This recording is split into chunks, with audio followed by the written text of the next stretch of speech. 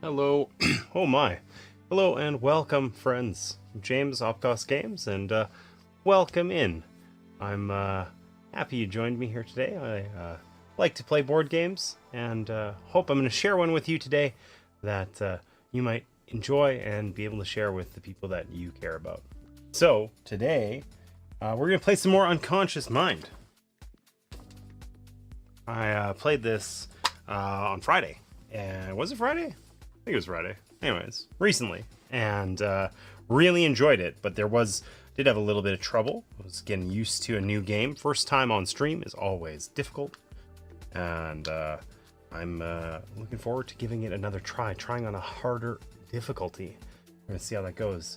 Allison, nice to see you. Martina, per usual. Happy you're here. So, I'm just working through setup on this. I will say, this is a bit of a beast of a game. It consumes the table like no other. I feel like this is sort of a thing that modern games just do, you know? They're massive. This is a heavier game, so there's a lot going on. And yeah, just overall, eats the table like no other. But in good news, last time I was working through this setup process, and it took me, the better part of an hour because I had no idea what I was doing. The good news is that now I have some semblance of an idea of what I'm doing, and this should be a lot quicker. So, yeah.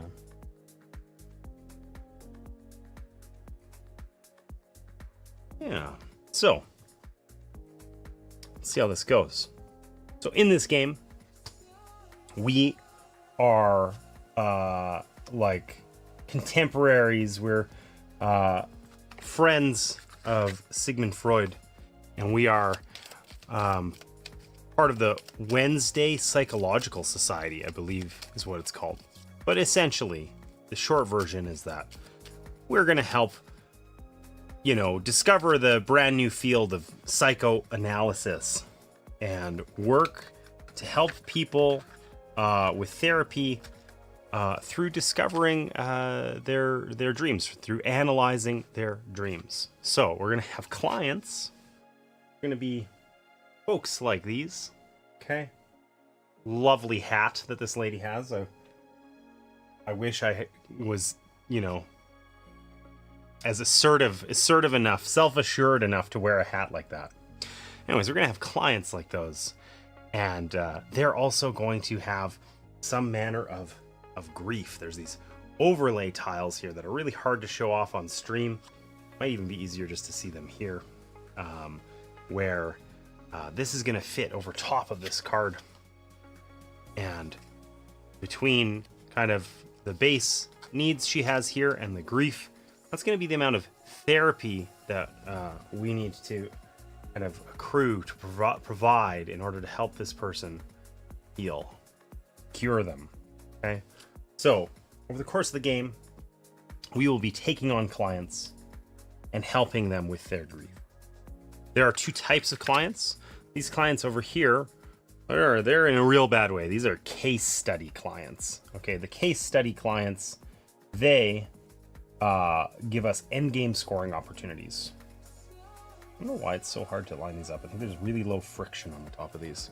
Anyways, and then over here are our routine clients. Routine clients are ones that when we cure them of their grief and ultimately cure them entirely, give us like ongoing abilities that help us kind of bend some of the rules in the game, which is nice. Nice to have, of course. I always like bending rules. Having our own way of dealing with things. These seem very familiar. These are all cards we've seen before. Maybe not this one. These funky cards. So these are dreams. And there are, once again, two types. There's latent dreams, which we don't actually have any out, but they're in this pile over here. And there's these manifest dreams. Every client, when they come to us, is going to have two dreams that we're going to stack on top of one another. And we're going to use those dreams to provide some of the therapy. There are on one of these cards, like here, let's grab this one, take a look at it.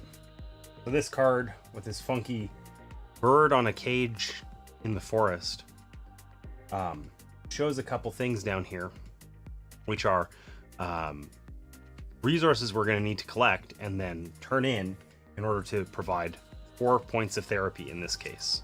Okay, so we get all of those things down here on this little insight wheel. Okay, there are 3 types. There's passion, there's growth, and there's oh my god, freedom. Also red, green, and purple, because then I don't mess it up so much. Okay, and we have these. Oh, hey, welcome in. Wait, could it be James streaming? It's true, Jared. I know. Wild. And Pat, welcome in. Nice to see you. I'm doing well. So on this wheel here, we've got these fancy little sparkly, as some would say, my mother, tokens, and these are insights. Okay. So at certain times in the game, we're going to generate insights, which allow us to take them from the center area and place them out onto one of these other ones. Often we have to put them on a particular color, and generally we're going to need those specific colors. Like for instance, that dream we were talking about, I need green, growth, and purple, freedom, and they need to be the highest level. So on this wheel, when we generate them, often we're starting them down here. This is called minor. Then there's median and major. Got the icon here. So this is like that bird icon looks the same as this one here. So in order to get this dream, we're gonna need to generate this and then improve it a couple of times. And we're gonna also need a green one and improve that a couple of times until they're on this outer wheel. This is quite a difficult dream for us to treat and analyze. But we're gonna be doing insight management over the course of this game a lot. We've got these 7 markers that we can use. We also have some additional ones in our player color that we can unlock so that we have more ability to manage insights, and we can use these for special scoring opportunities as the game goes on as well. So, all right, where were we? I think we got the dream board all set up. Research cards I already shuffled. Maybe I'll give them another shuffle just in case I forgot. So these cards over here, these represent research. We can pick up these cards and play them. They're in the 3 colors matching the qualities, growth, passion, and freedom. Okay, so we can shuffle, or we can acquire these, and they give us little opportunities to gain insights or other things that we'll need over the course of the game. And then as we've done our research, we can then publish a treatise on whatever. In this case, narcissism. Treatise on narcissism, for instance. In order to do that one, we would need multiple of these pieces of research, 2 red, a green, and a purple in that particular instance. We can also cite other players' research. So if our friend over here, the inkpot, is ahead of us and has done a lot of fancy schmancy research, then we are able to cite that research and don't have to necessarily provide our own, but they gain some points if we do that. So we don't want to do that. We don't want to do that. We want to have our own research for sure. All right. So we got to finish our player board setup, and then we are good to go here. Start with 4 coffee. Coffee is a resource in this game. One of the reasons why I liked it, I think. You know, coffee's all good. I know Jared's a big fan. Probably thinking less of me because he just saw the top of my coffee cup and I put a huge splash of cream in it. It's pathetic. Okay, so I think we're basically done with the player setup as well. So important things to know about the player setup is these are idea tokens. These guys here, they look like a little speech bubble, and that's actually important because this tail on the speech bubble, the pointy bit, is how we're going to take actions for the majority of the game. So this board here, we can take one of three actions. We can state our ideas, which we do here. That's going to be the majority of our turns. We can recall our ideas, which is kind of like passing and getting these markers back into our pool so they're available again. Or we can treat our clients. We don't actually have our clients set up yet. We got to do that yet. But that's one of the other kind of things we can do. So we're going to be placing these out here, and that little tail is going to point toward a particular action. And that's how we take that action. Now, in the two-player game that we're playing here, it's solo, but it's functionally two-player because the bot is our opponent. We cannot access these columns. But we can put these little speech bubbles into the center here and, point them where we want. And an important thing there is that if I had this one, pointing this way, so I could take this action, I cannot then do that action again by pointing at it. So even though this spot is available, we can only do these actions kind of once per time we're stating our ideas. We can only activate them, point at them once, I guess. So we're going to be doing most of our actions here. We're going to slowly be able to unlock ideas. And as we're taking these actions, there's a little thing over here that shows this inkpot. That lets us move this guy. Okay. The id being the solo mode makes me giggle each time you say it. Yeah, it's fun. So this is our inkpot. Okay. And there's like a little rondel like mini game here where we're going to when we're taking these actions, we're going to move our inkpot 1, 2, 3, or 4 spots. It's mandatory that we move it exactly the number shown. So it corresponds to the row that we're playing these speech bubbles on. If I put one here, I would then resolve this effect, and then I would move my inkpot 3 spots, 1, 2, 3, and then I would resolve the corresponding effect here.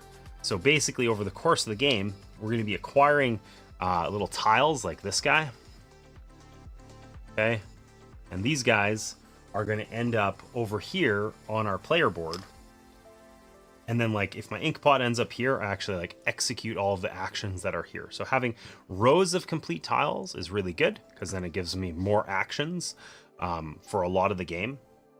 And when I complete a row, I unlock one of those extra sparkly player colored insight tokens.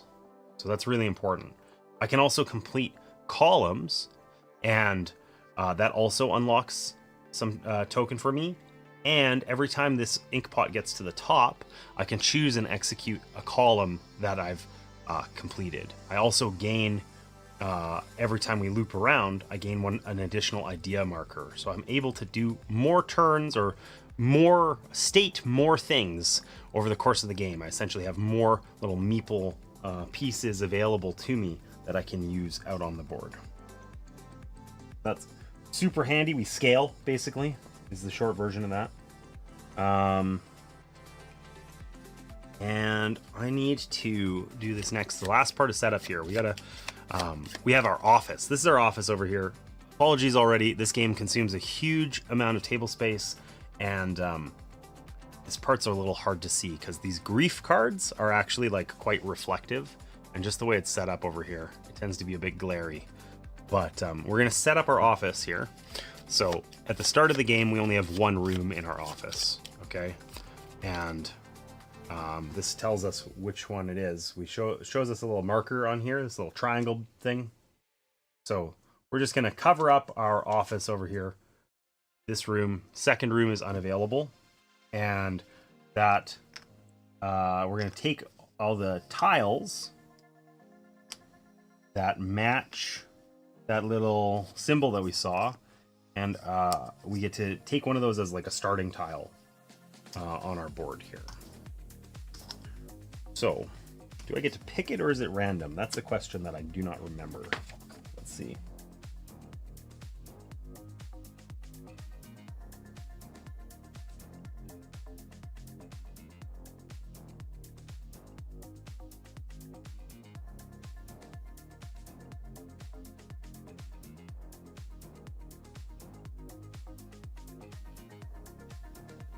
This is like the last step of setup. Okay, let's do that after. So, okay, we get to draw out routine client cards. So these are clients that are going to give us extra stuff or like bonus abilities throughout the game. Okay, and we have to draft one of these, but the bot player here is going to draft first. Okay.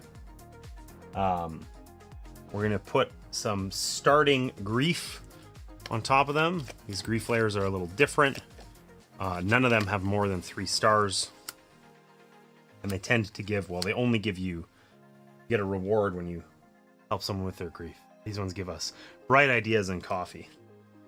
Lots of coffee in this game. I really like that about it. Hey, Dispatchinator. Mom, welcome in. All right, so how does he draft here? Let's see. So he uses this compass arrow, okay? So we're going to flip this, and it is pointing down. That doesn't help us. We want it pointing left or right. Okay, we're going to call that left. Okay, so he drafts the leftmost client. Or is this different for setup? Let's see.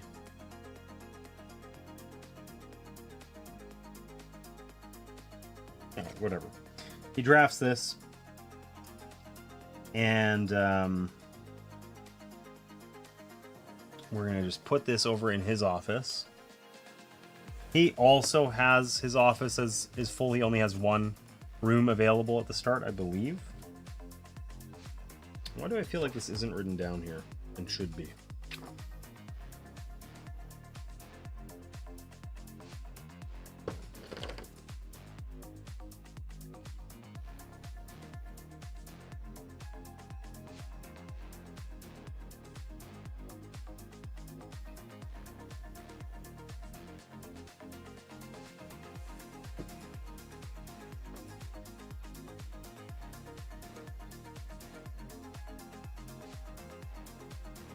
Okay, when drafting initial routine clients. Yeah. It drafts first. Okay, it selected one with the compass arrow. Done. Let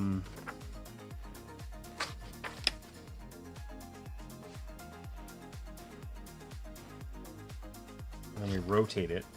Okay, so we got the dude's client.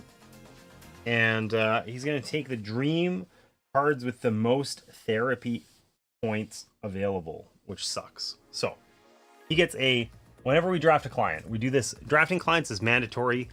In the event we end up with a empty space in our office, we have to draft a client to fill it. So he's got this nice gentleman with some significant grief, okay, that he's drafted here. And we basically total up the number of hearts shown. So in this case, there's 6 hearts, okay? And he immediately scores a point for his trouble. I don't know if we do that during initial setup, but we're just going to assume so. Okay, we get a latent dream. Everybody starts with one of these. This is his. Okay, a little funky. Gives us one of those therapy opportunities. Okay, and then we place on top of that one of the manifest dreams, which is one of these 4 cards here, and he always takes the one with the most therapy points on it. So he's going to take. There's only one that has more than 2. He's going to steal it. All right. Replace it. And then we get to draft a card. So we get to pick one of these. Last time I tried to pick one that was really easy to do. And I don't know, rightly or wrongly, whether that was a great idea. But these each give us like a special benefit. So grief aside, this lady here gives us a perk that I have no idea what it means, so we're gonna look it up. Make sure I don't misunderstand. When we trigger a location effect, we add 1 to it. So that could be really useful actually in the 2-player game, because often we don't have very many. We're triggering the location effects. Those are things here on the map. We can trigger them based on the number of figures that are present on those spots. But with 2 players, obviously there's fewer of those. We're going to make shortbread today so it can ripen. It doesn't have to ripen, but I appreciate you anyway, because I'll still eat it. And this guy, whenever we gain a research card, we gain a coffee. So that's probably, you know, last game we had like 6 or 7 research cards over the course of the game. So that was pretty cool. is that going to be more or less useful than this girl's ability? I'm not sure. We're just going to try her out. Okay, the same deal. We're going to put this over in our office over here. Okay, her therapy only gets set to 5. We do not earn a point. We suck. And then we get a latent dream. What do we got? We got whales swimming through the sky and a little manta ray and stuff there too. Okay, this is distinctly less potent from a therapy perspective, but lets us do a special action, so that's kind of cool. And then we can take whichever other one we want, whatever manifest dream we want. Now, we need to do 5 points of therapy over here to cure this lady. I actually know what I'm doing somewhat now. So if we want to be able to do this using the dreams, we only get 2 points of therapy from this card. I probably can't read that because it's so glary, but this is the only card available in the display that gives us the 3 we need in order to fully cure this. However, it is potentially a little harder for us to do, but we're going to give it a whirl. We're going to add those up and see what happens. Okay, so we drafted our thing.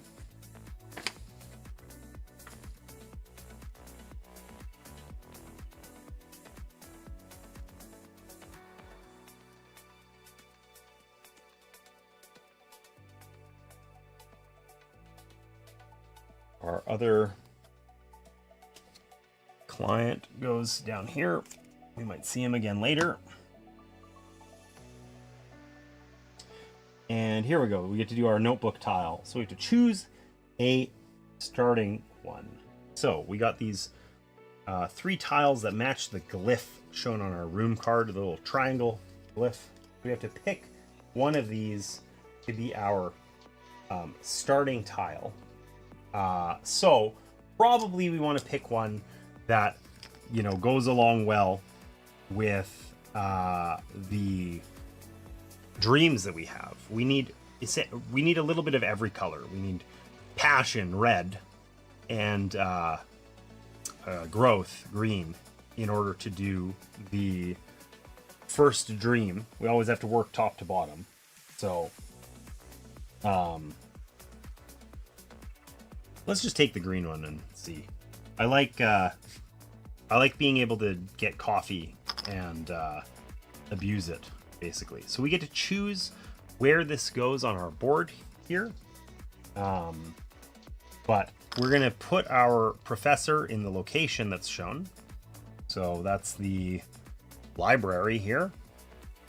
I think that he starts where Freud is, but I'm not sure. We'll see.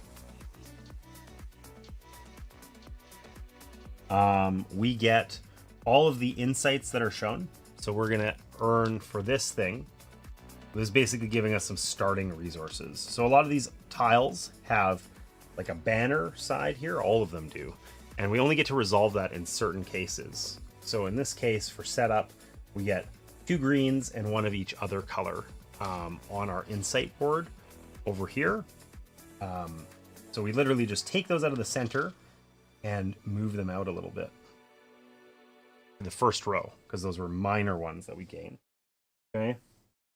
And then we flip this over, and what's going to happen on the back side, it's going to have the same as it shows on this side here. Okay.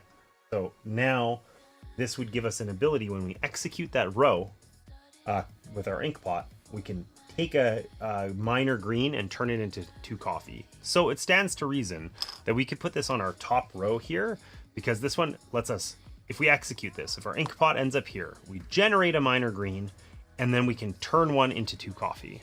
So we can basically choose. We always are going to get one, and then we can decide, do we then want to just give it away for 2 coffee, or do we want to keep it as the minor green one?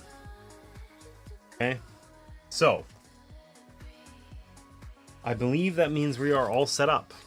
Let's make sure we didn't skip anything with our buddy over here.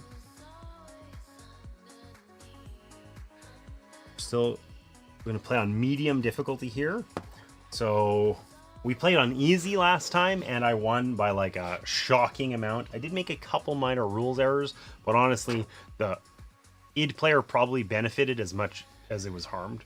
So we're going to try not to do that this time, but we're going to play on medium difficulty. So a significant thing for that is the id player starts with 9 tiles out, but it only has some available. In the easy mode, only this top one is available, and these bottom ones are not. And the short version is that means that it has multiple turns where it effectively does nothing or next to nothing. Okay, on medium difficulty, the first tile in each of the 3 rows is available. So that's cool.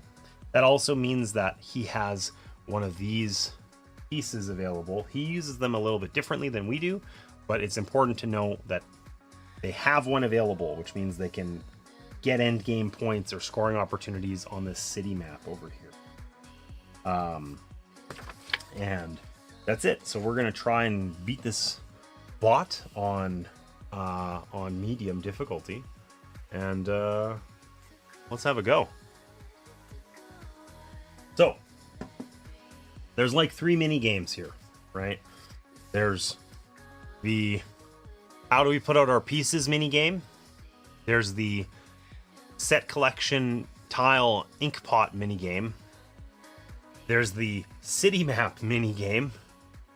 And then also there's the whole reason we're here, curing clients mini game. Okay, so there's a lot on the go. This is a bit of a heavier game. It's not crazy though. It's definitely a more approachable heavy game, I think. So most of our turns, we're going to do one of 3 things on our turns. We're going to either state ideas. That lets us put things up here, these idea markers, like we talked about earlier.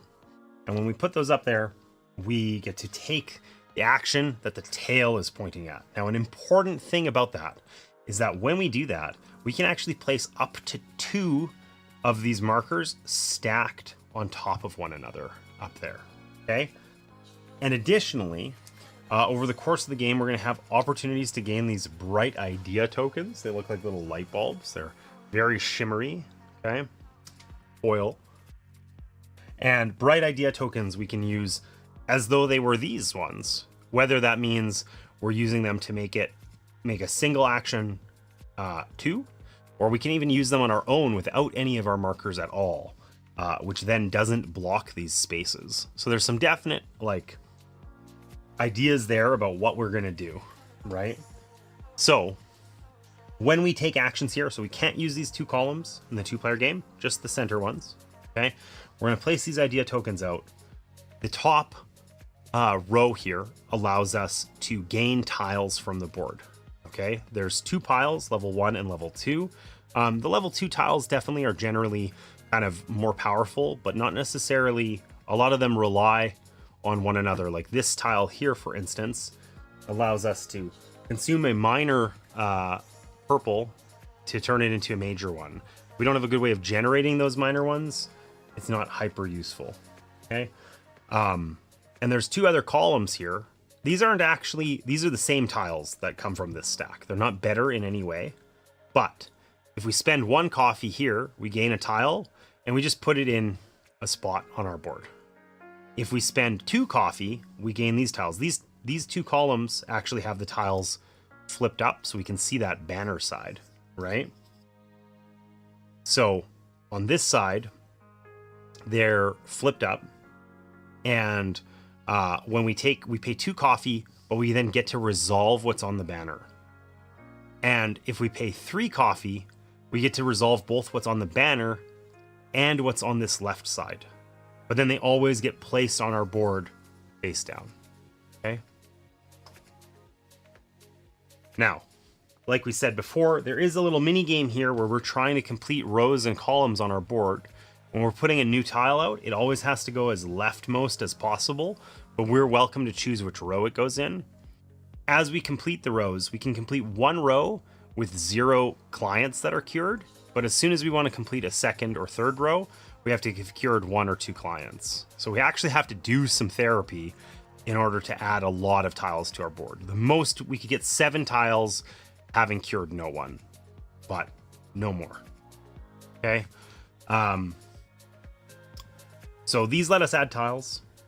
These let us gain insights. So these let us just generate them. We get a minor of each color. This lets us elevate 2 and transfer 1. So basically we can, move them up the dial, which is what happens when we elevate them, and transferring them lets us, change their color. Okay. Over here, this is for research.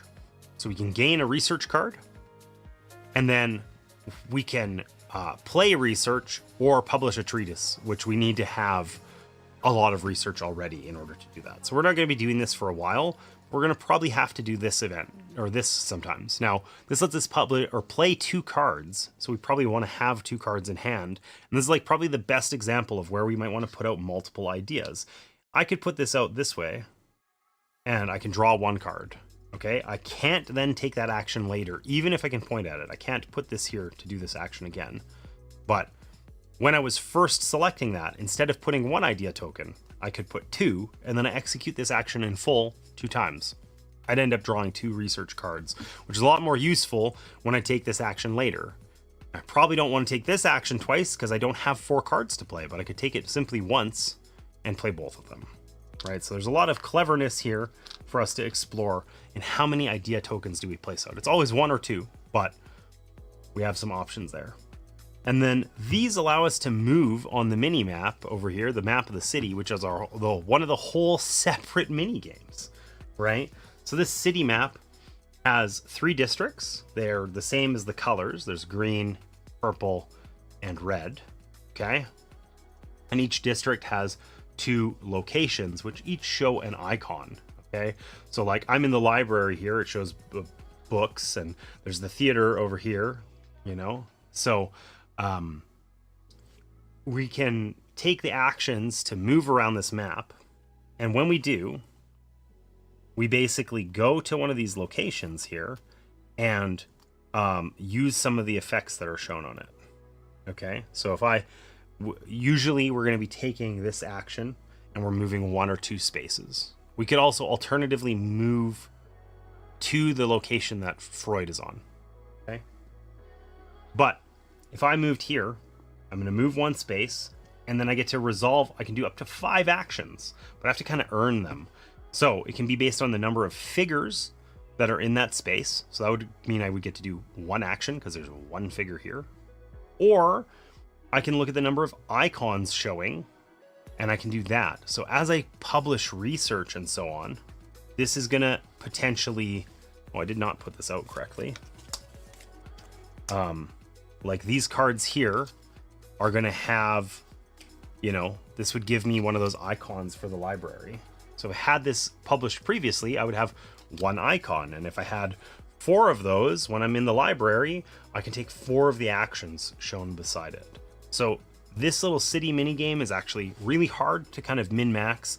And it's interesting with 2 players because we're getting at most 3 actions from traveling to one of these locations. Whereas if we were playing with 4 players, we might get 5 just by showing up, right?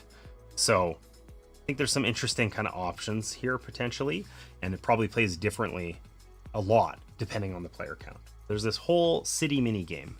And then in addition to the location action, at certain times we are going to end up taking like a recall action, where instead of stating ideas and placing our ideas out on this board, maybe we've already done that and we've used up all of our things and we need to get them back. So we're going to more or less pass, and we get to take our things back here, and then we get to either do, we can either claim one of the location bonuses in the city, which is on this little column here, the location we're at. Or if we have enough of these tags, we can claim a district bonus.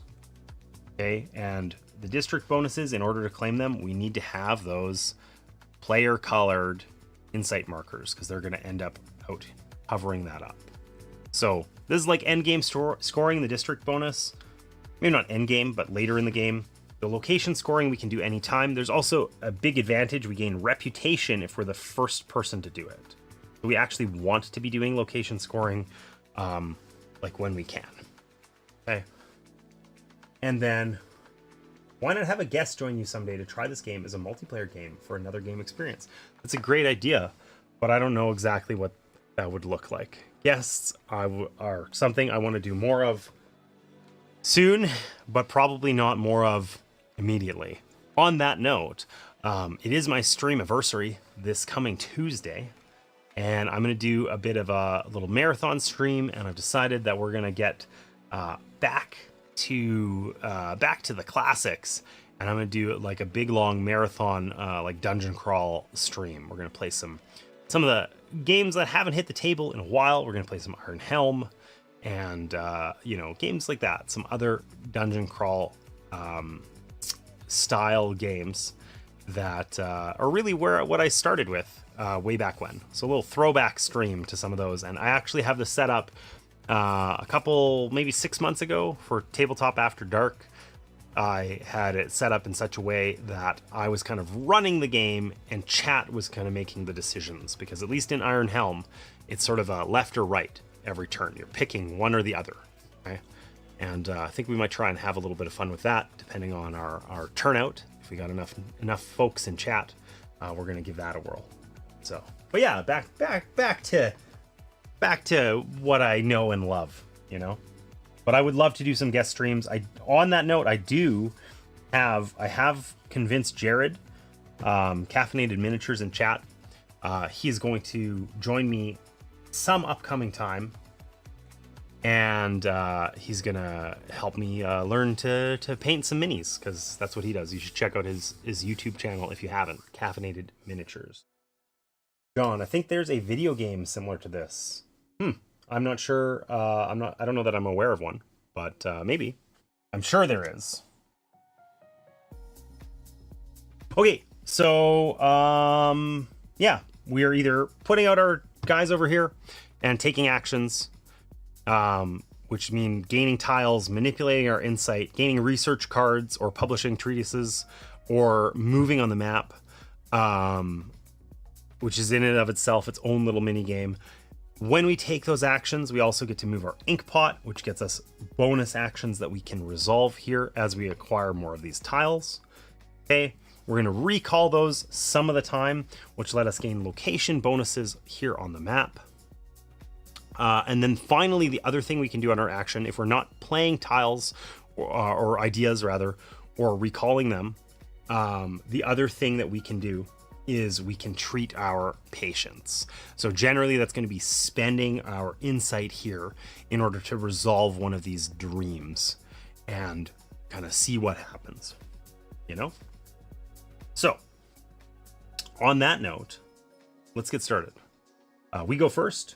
Id player goes second. Their turns are usually pretty snappy. I think we want to take an action here and gain some tiles, right? The question is, we have 4 coffee, so we probably don't want to do this side. We also don't really desperately kind of need to. Let's think about what we're trying to do. I want to gain tiles so that when I'm moving my inkpot, I'm getting more bonuses each time I do so. Okay, and I also want to unlock some of these things.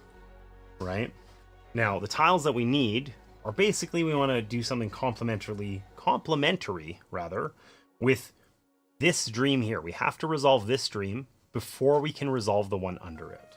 So we know that to treat this patient, we need to get a major passion insight and 2 minor growth insights. Now we have those already from our starting tile, but we don't have this one.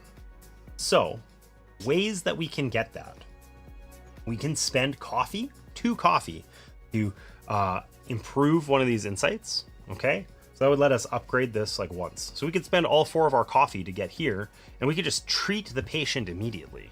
If we are interested in that, that is definitely available to us as an option.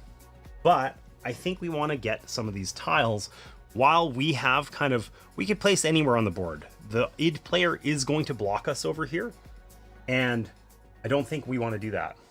Well, that sounds awesome. I actually didn't notice this in my scrolling. I thought my phone clicked itself. I want to see what this is. All right. Well, yeah, unconscious mind. It's a really interesting you know, psychoanalysis board game. So it's fun. Okay, so we don't necessarily, like, we could treat this patient using our coffee, but I think we'd be better served by picking up some tiles using our coffee and gaining some of the benefits here, because we are going to get blocked here. And what we know is that if we play in this top row, we move one spot and resolve that on our inkpot. So we would move to the spot where we already have stuff. That's really good. So let's just assume that what we're going to do is go here.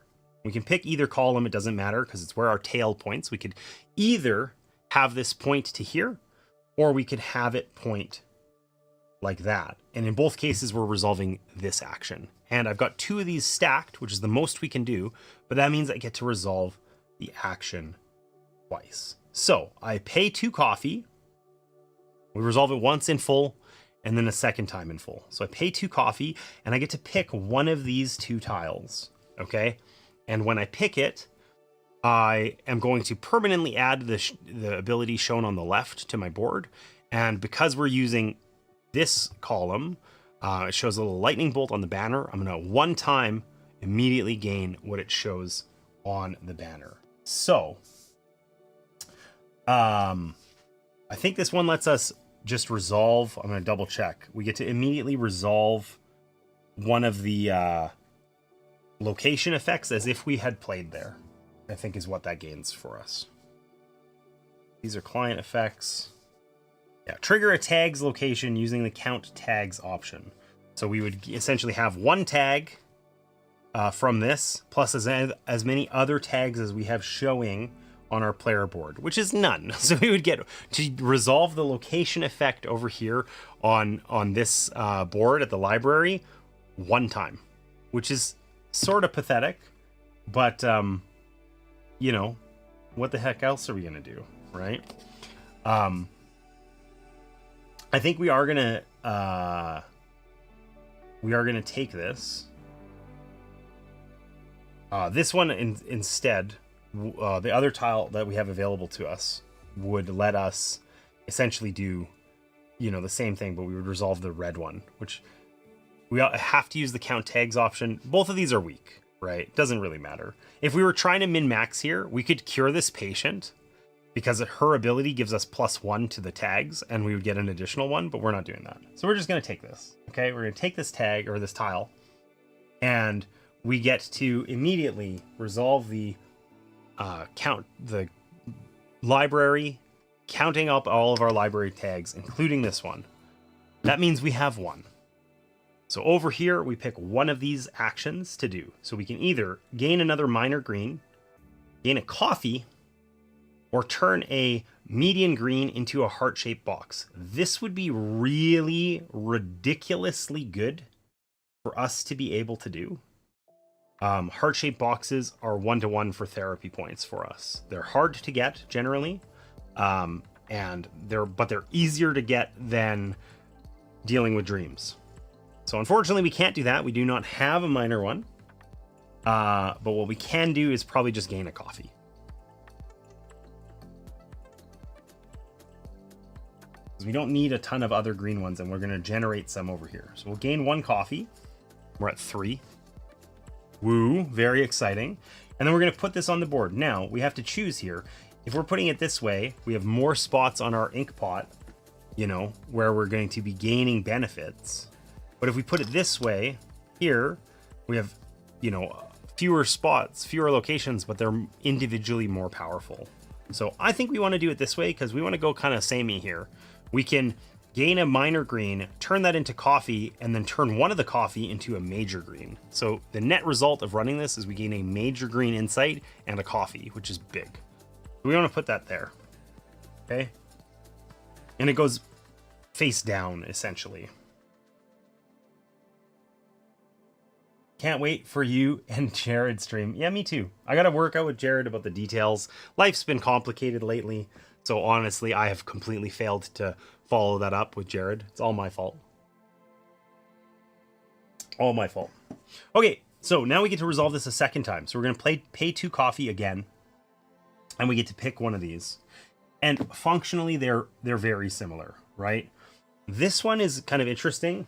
So this lets us downgrade any insight and then generate one immediately.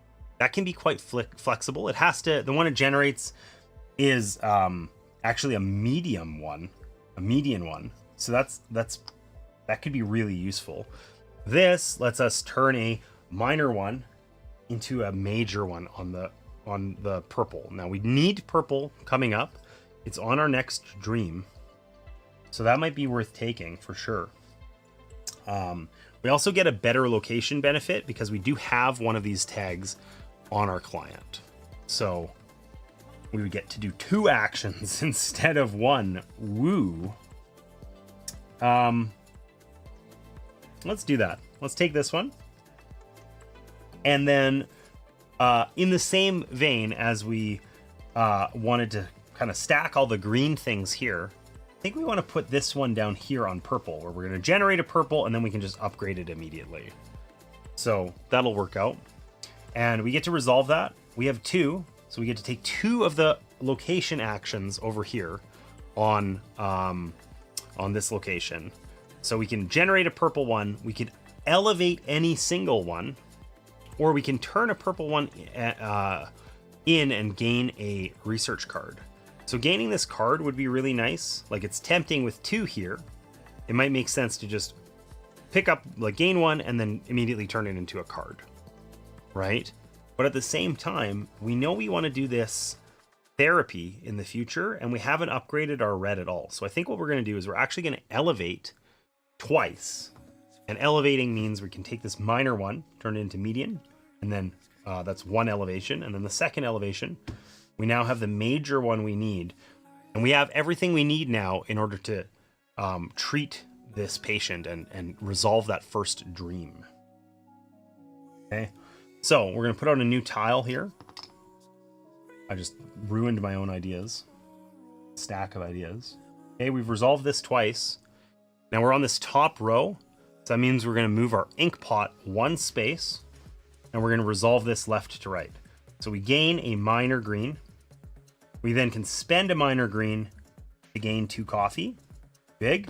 And we can spend one of those coffee to generate a major green. Whoops. These are quite slippery. We do not get anything from here, and we would get another benefit from the very end of this, but only once we have 3 tiles on it. And that is our turn. Okay, we did cool stuff. We moved our ink pot. We picked a spot to state our ideas. We moved our ink pot. And that's it. You know, at the end of our turn, I think we just kind of, if we had cured our patient, we would draft a new one. We didn't do that yet, obviously. We could use our heart-shaped boxes to treat, but we don't have any. We're not going to do that either. All right, so on to the id player. Id is our bot. Okay. I did make a couple mistakes with this player last time. Specifically, I forgot to put these tiles out, which made a big difference in terms of how many actions they could resolve. It meant that they recalled and did location actions less often. Rightly or wrongly, that's the way it went. So the way the id player works is we look at how many ideas they have. If between their normal idea tokens and bright ideas, these temporary one-time use ones, they have at least 2, they're going to take an action on the board. So they have 4. There are 3 normal ones and this one here. So we're going to take 2 of them, and we're going to end up putting them on our board over here. They just serve to block us. He doesn't actually take the action shown on the board.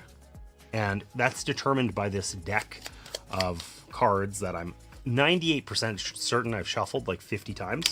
But we're just going to give it a quick shuffle in case I forgot. So we're going to flip over one of these cards, and it's going to show us where these go.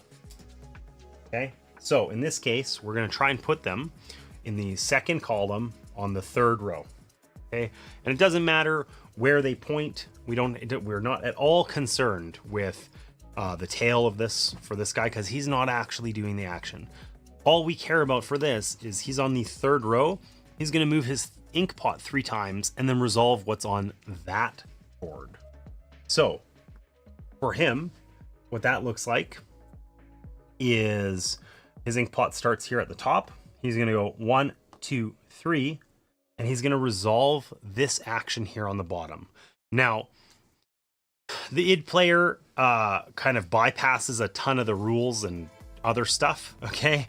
And basically, he converts a ton of resources into coffee, and then every time he has 4 coffee, he gains a heart-shaped box, and at the end of his turn, he uses those to cure his patient or patients, okay? So for this, we're going to resolve this row, and he's going to generate 1 resource. That just gets him a coffee, okay? Every 4 is 1 point of therapy, okay? Then he's going to resolve this action, and this one means he draws a card, okay? He's then going to swap it. When you're drawing research cards, you pick one up off the top of the deck, and you can choose to replace it with one of the cards that's present here. He always replaces it. I think it's just a way of cycling this deck so that there's more options for the human player. And he's going to do that based on the direction of this arrow. So he's going to replace the rightmost card with this, okay? And then he's going to play this card immediately, okay? So in this case, he would normally generate, if I played this card, I would generate 2 green minor insights, right? I would have these 2, and I would permanently have this tag for the rest of the game. He doesn't get the minor insights. Every time he gains a minor insight, he just gets a coffee. So he's going to effectively get 2 coffee from this, but he is going to keep that tag for the rest of the game. And he just keeps this in front of him, and that was the id player's turn. Okay. Now, the other thing he does is we're on this bottom row here, so we're going to actually flip this tile over. So the next time we resolve the bottom row, he's going to do 3 actions, 1, 2, 3, instead of just the 2. So he's going to slowly grow more powerful. This is where I think there's a huge gap between the easy mode and the medium difficulty. In easy mode, only one of these starts face up. He would have actually just gained a coffee and his turn would have been over, right? So he kind of gets started a lot faster on the medium mode, and we're going to see how that works out for us. So the id player's turn is over, and we know 2 things. We know that his next turn, he has enough ideas over here that he will play out on this board again. We also know that the turn after that, he will recall his things, and that means that he will take one of these location bonuses, okay? That sucks for us because that means that he's gonna gain a reputation and we are not, and there's nothing we can do about that. We could move over there, but we can't move over there. We can't even get over, yeah, I guess we could. We can always move to Freud's location, but we're not gonna be able to move there and then also manage to take a recall action. Those are mutually exclusive. So we're just gonna have to suck it up, and we're gonna take an action over here somewhere. I want to make sure that I didn't miss something in setup real fast. Won't take long. I just want to make sure I was only supposed to start with the 3 things, the 3 ideas.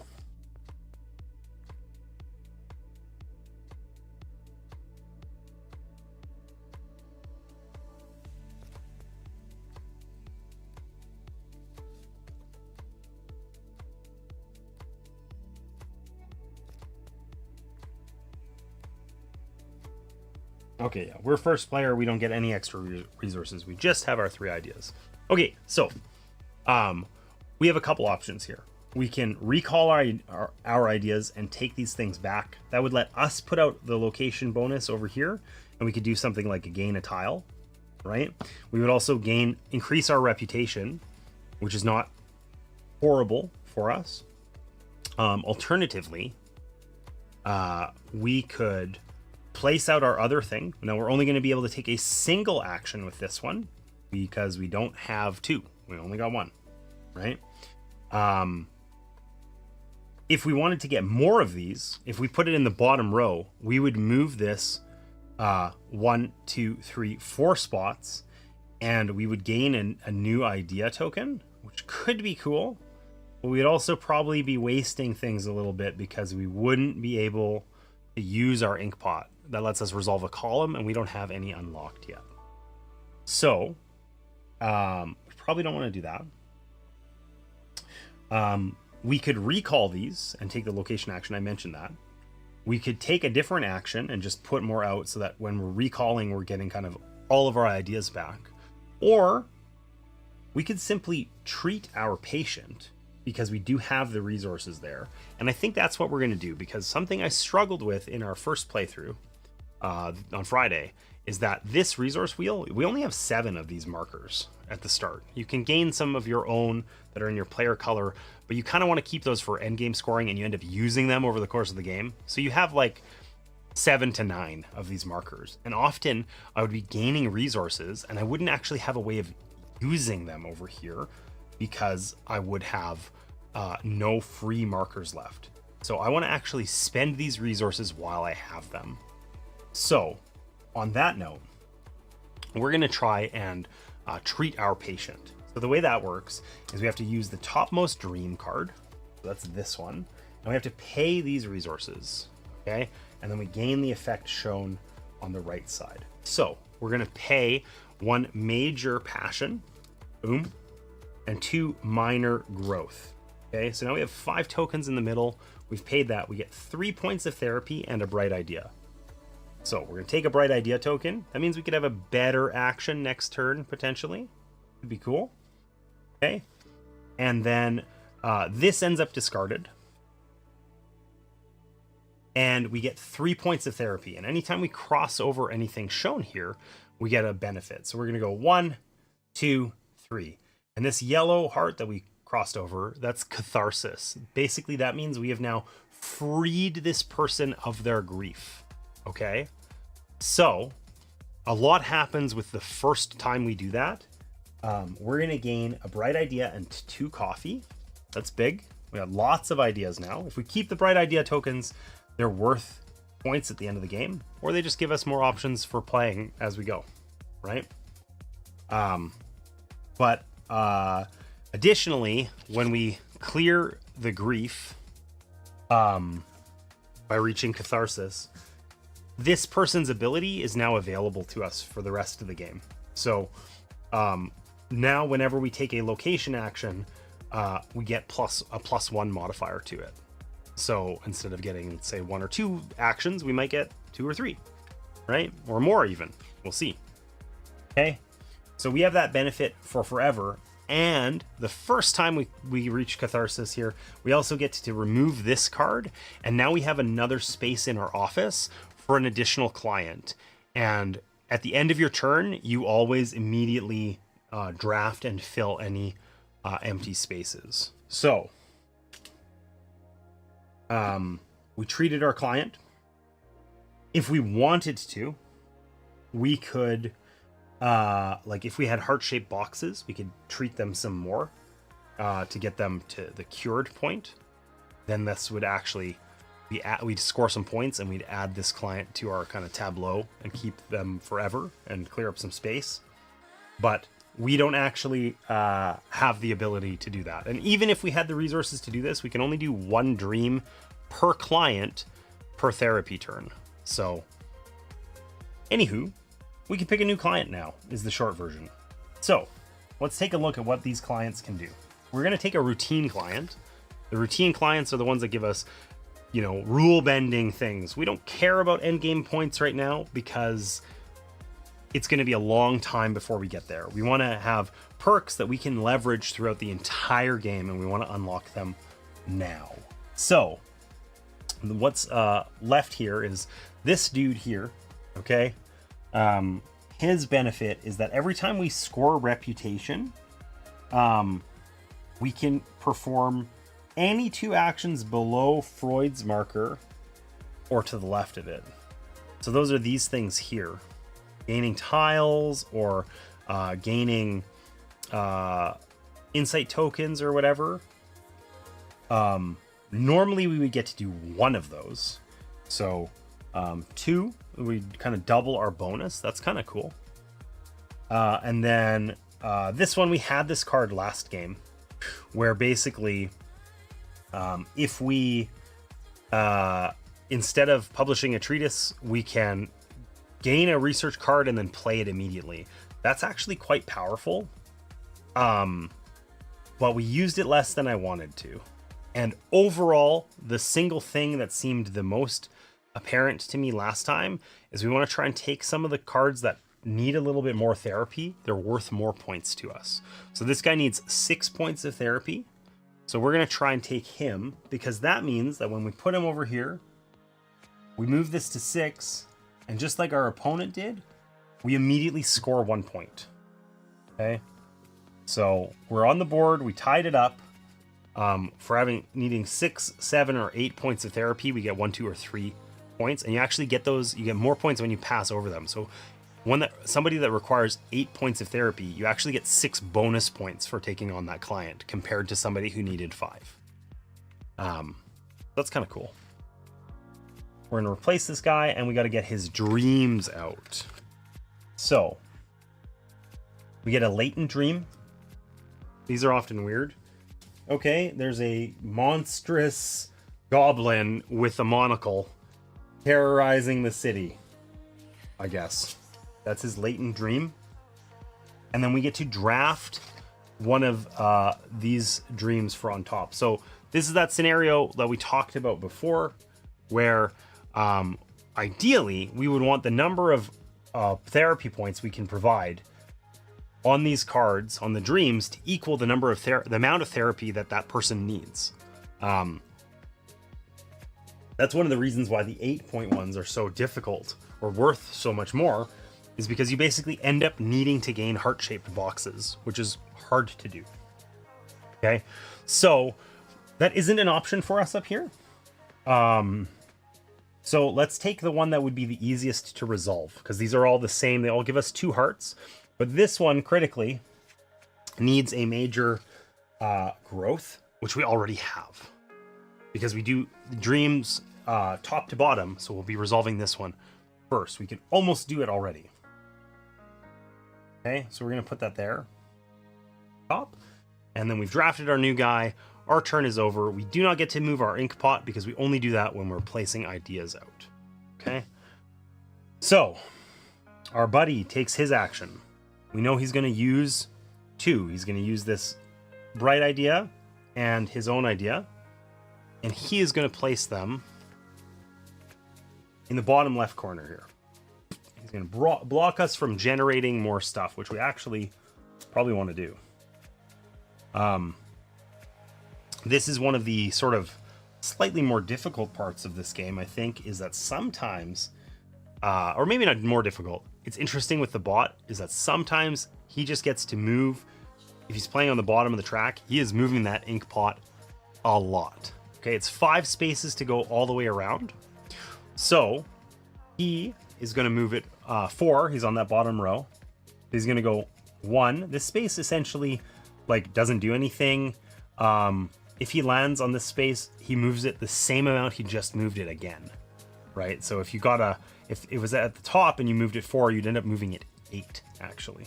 But in this case, he's going to go 1, 2, 3, 4. So he does gain one of his speech bubbles. Okay.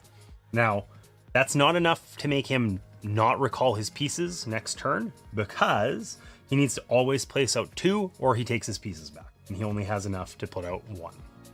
Okay. But then we are going to resolve this row.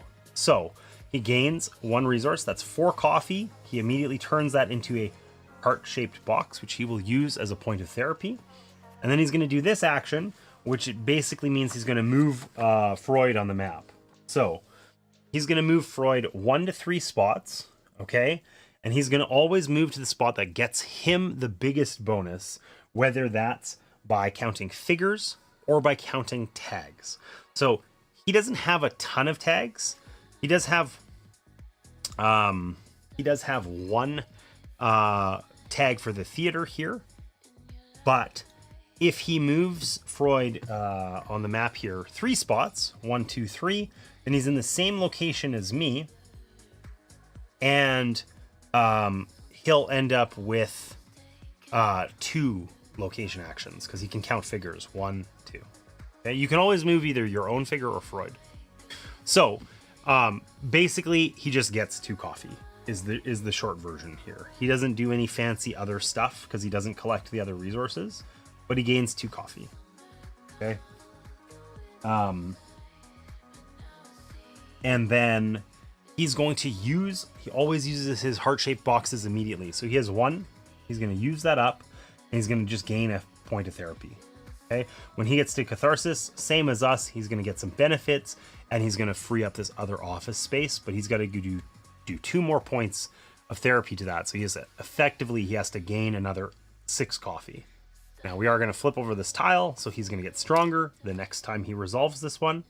And he did unlock a thing, which we have yet to do. Bastard. Okay, so it's our next turn. Okay, so we're kind of back in that same boat where we can decide, do we want to try and min-max and use all of our ideas, or do we want to just recall them? It's that same thing where, like we said before, he's going to recall next turn. He's going to get this reputation bonus. There's nothing we can do to stop that. That's just going to happen. But what do we need to do? I'm just loving the flavor in this game. More points for taking on more difficult clients. If only life were like that. Totally, it's true. Honestly, I gotta say, the reason I played this game Friday, and I decided to play it again. Friday was a little bit rough. This is a heavier game, and there was a couple things that I was a little uncertain on that just, I don't know. I think it was fine, but I'm super self-critical, and it felt a little tough. But honestly, this is obviously like a Euro game, but it feels really thematic. You know, does this actually feel like I'm talking through what's happening in the dream? Maybe not, but it does feel like, you know, the backstory here is that we're like gathering as a group, as kind of independently, and also with Sigmund Freud. And when we do so, we're talking about our ideas and advancing this field of psychoanalysis, right? So being grouped together on the map, it like directly rewards you because it's supposed to thematically be the exchange of ideas. And there's just like little things like that throughout the game. It does feel pretty thematic for a Euro. I like the art style. I even like the fact that it's like grief and catharsis, and like the terminology is on point too. And they managed to do that in largely like a not confusing way. And I really like that a lot. Thanks for that follow. Appreciate you. All right, back to it. What the hell are we going to do? So we're taking actions, or we are trying to recall and gain the location bonus. We can recall and gain the location bonus anyway. He's not going to snipe that from us. So I think we want to take some actions. And we should probably focus up. We're close to being able to cure this client, okay? That lets us take on an additional client, which puts us closer to being able to get more other benefits. We also, even if we clear out this dream, we will gain enough to reach catharsis. Something I didn't mention is that each of these tiles has a sneaky thing up here where it's got an icon. And if that icon matches the icon on the grief layer of that client, then you get a bonus, a heart-shaped box when you do it. And this is like a little wisp of wind. Okay, it does match. So we would get 2 points of therapy for doing that. And then we would get a heart-shaped box, which we could use for the 3rd point, which would get us, we would unlock this person's ability kind of immediately.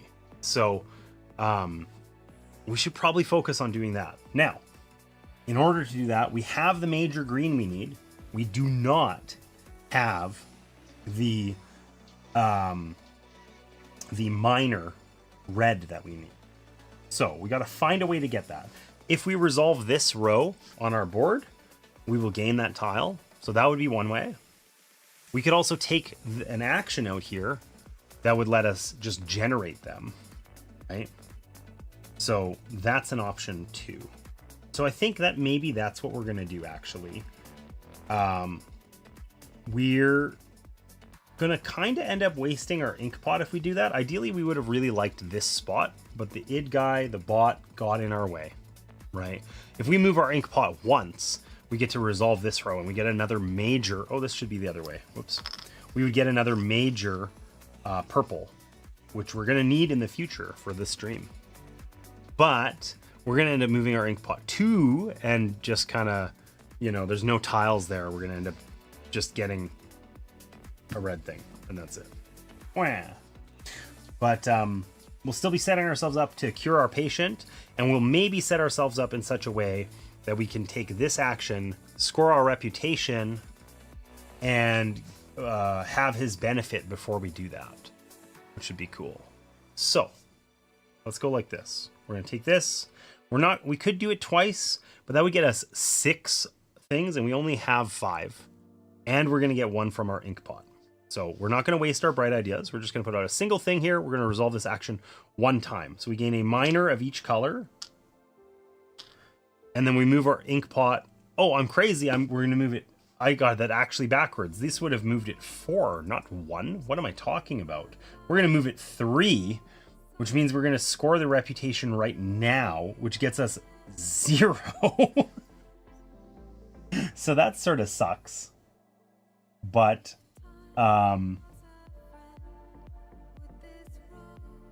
we really do need those resources, and there's not.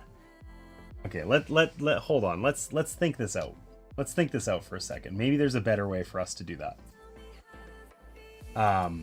If we instead picked up a tile, maybe. If we picked up one of the tile over here, we would just generate the resources we need, and we would also get a medium red, which we need in the future for this one. So that would actually be super cool. Okay, now the unfortunate thing is we can't get this tile because we would need... Oh, I guess we took this action. We could do it here. We could do it here. Okay, let's do that. That's a way better action. Okay, instead of this, forget that. We're doing this. We're going to put this over here. We're going to spend 3 coffee because we took this action. We can't take the same action multiple times, but we took this action once and we haven't taken this one. We can do this guy, pay 3 coffee, and we get to take one of these tiles and resolve both sides of it. So we're going to take the red one. Okay. That gets us 2 minor red and a median red. And then we're going to flip this over. Okay. And then this is going to be like, we've got this, we've done all the, we've lined up our things really well here, where we get lots of green here, lots of purple here, lots of red here. Rightly or wrongly, we're going to try that. So, we now have 3 in a row. This column is complete. And that means we get this, which we add to the center. And then we're going to move our inkpot 2 spots. 1, 2, and we're going to resolve this, which gains us 3 minor red. So we kind of over-indexed into red. We have 5 minor reds. Oh, well. If we want to... Like, ideally, we want to be using our own color as little as possible. So that's the one we'll spend first. Get it back into the middle there. Whatever. Good problem to have. Too many resources is a totally okay problem to have. Ideally, we would find a way to get a major purple, and then we can provide therapy, and we can do both of these in one go. Little wombo combo. Okay, our turn is over. Our buddy here is going to take a recall action. So he gets his things back. This idea token should already be gone, but he gets his things back because he doesn't have enough to take an action with. He needs at least 2, and he only had 1. Okay. He's going to gain his things back. He's going to get coffee equal to the number of spots he had covered, which is 2. So that's going to give him enough coffee that he's going to do some more therapy this turn. Okay. And then he gets a recall bonus. So he basically resolves, just like we would, he resolves the map here. So if he has enough tags, he'll take a district bonus, as long as he has enough tags and one of these things available. Now, in order to get that, he would need to have at least 3 tags of these type, the location he's in. So he doesn't currently have those. So he'll take the location bonus for where he's at. And he's going to use, the first time somebody takes a location bonus, they take this tile. Shows a little medal on it. That's the icon for reputation. So he's going to yoink the best reward. And he's also going to gain 1 reputation for doing so. Every time we gain reputation, Freud gains reputation. When Freud's reputation gets to the end here, the game ends. And something I missed before last time is every time we pass one of these icons, we actually move Freud on the map. I think we just move him and nothing else happens, but I'm going to double check that. So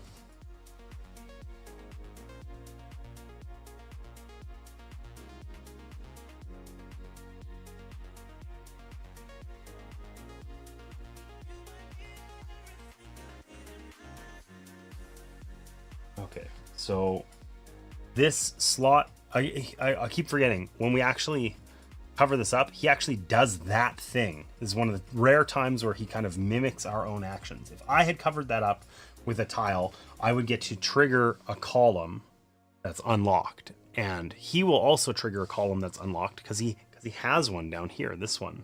So this icon he covered up means resolve one of these columns as though your inkpot was up here at the top. So he's going to do all of these actions plus the bottom one. So this action here, I guess I actually didn't finish prepping this, but he takes the tile from the rightmost tile from the display, the top row. Okay, he gets its banner effect, and then it gets removed from the game. So the banner effect ends up being 1 coffee for him. Okay. And then he's going to move Freud 1 to 3 spots and, you know, collect as many bonuses as he can. So I think he would move here and he ends up with 2 coffee. He'd trigger it from location again.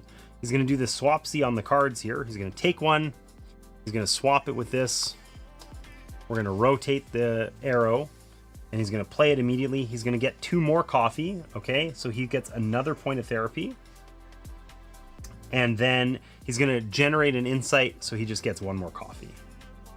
Okay, so he had a mega turn. And he has 2 points of therapy remaining, so he's going to spend those on his client. That means that he gets to the catharsis point. He clears this grief. He's going to gain a bright idea and 2 coffee. Okay, that gets him another thing, which we're just going to spend immediately. And just like us, he frees up his room for more clients. And he will draft 1 now because it's the end of his turn. He's done all of his stuff. Now, unlike us, his left slot is always a routine client, and his rightmost one is always a case study client, one that gives endgame points. He always has 1 of each type. We're free to choose which type of clients we want to take. So he's going to choose a case study client. That is one of these guys. And the arrow is pointing left. So he's going to choose this leftmost client. Okay, we're going to flip that arrow around now. He's going to get a latent dream on that guy, which is going to look like this. What we got? Somewhat unnerving, yet pretty and very natural looking tree.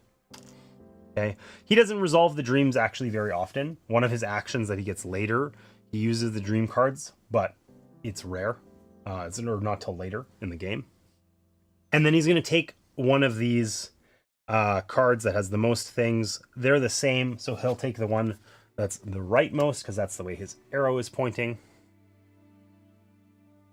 And then he's drafted his thing. So we got the floating castle in the sky over top of the unnerving but beautiful tree.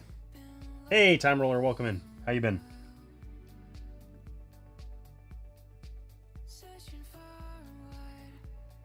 All right, so it is our turn. Our turn probably looks like us taking a recall action as well. We do have bright ideas. We could spend them in the event there was something that we, desperately wanted to do here. But I don't think that there actually is. Oh, we have this idea too. Could have taken that off.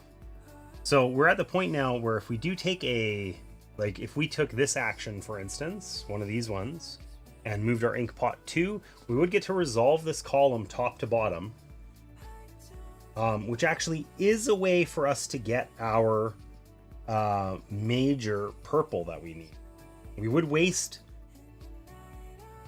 a bunch of resources because we wouldn't be able to basically get anything off of these. So that's not super helpful necessarily. An alternative option that we might prefer is if we play on the bottom row here and move our inkpot 4 times, 1, 2, 3, 4, we would get another speech bubble, and we would also then resolve this one. Okay, so that's an option for sure. So what could we do down here? We could just gain a card. We always want to do that and take 2, I think. Generating resources doesn't help us. Moving Freud on the map, I don't think is worth it to us. Let's do that.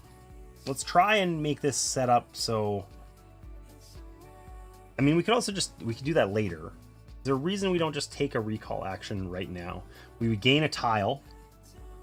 It could be any of the ones that are in here. Could be this one, so we have a lot of good ways of getting purple or upgrading them. We wouldn't get any benefit for it, but we would gain a reputation also. So that's an option. And we can always just do this next time. We'd have all of our tokens out. We wouldn't have to spend our bright ideas. Let's just do a recall action.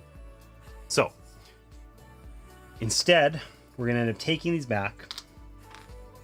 Okay, because we were covering up 2 locations on the board, we're going to get 2 coffee. So taking fewer actions, we get, or more actions, but less powerfully, we kind of get compensated for that by gaining additional coffee. Okay.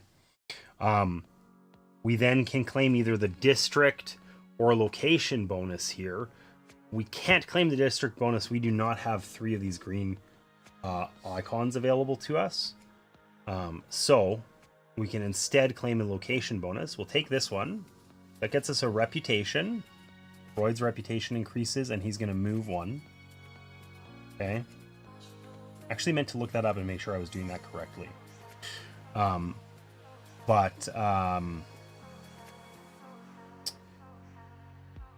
We also then get a tile. Okay, it has to be one of these ones. It can be either. I don't think we need to generate like 14 major purples. We have a good way of doing that already. It is present on a bunch of the cards up here though. 3 out of 4 of them. So maybe having ways of doing that a bunch would help us cure more clients. I don't know. It's an option. It is also the thing that we need right now in order to do the, kind of double whammy where we treat both patients. Why don't we actually do this? Let's put this one here and take this tile, because we gain a ton of resources when we resolve this row. And if we do it this way, we can then kind of get rid of one of those to increase 1 by 2. We have a lot of inherent flexibility in how we resolve that. And then we're close to getting another one of our markers, So we'll take that one. We just get to gain it. We don't get any fancy schmancy perks from it or anything like that. And we do not move our marker. And our turn's over. I don't think there's anything else we have to do on a recall action. It feels like I'm forgetting something.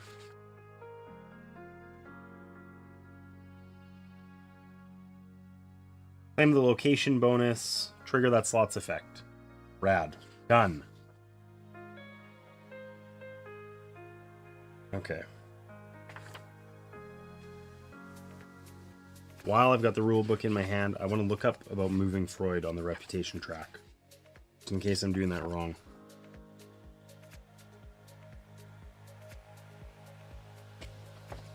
Because it was something I missed entirely last time.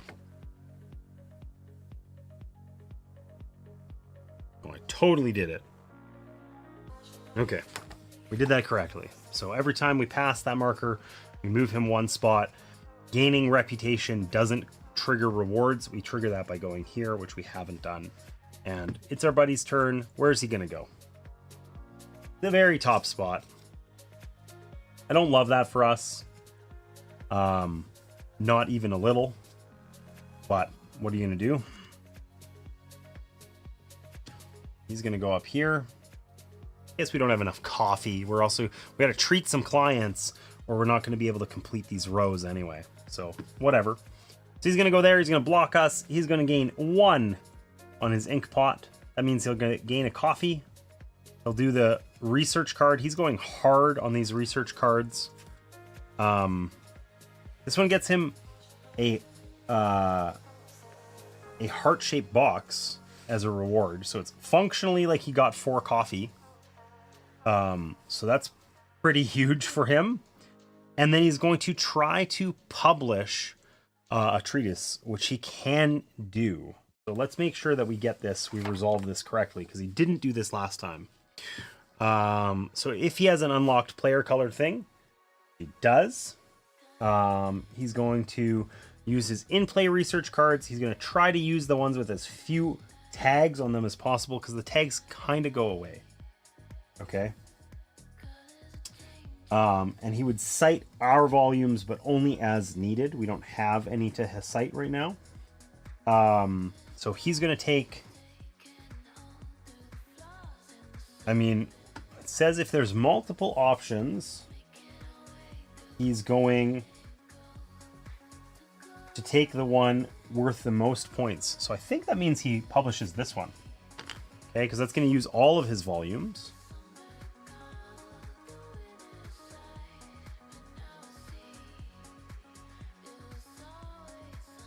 And is worth 10 points.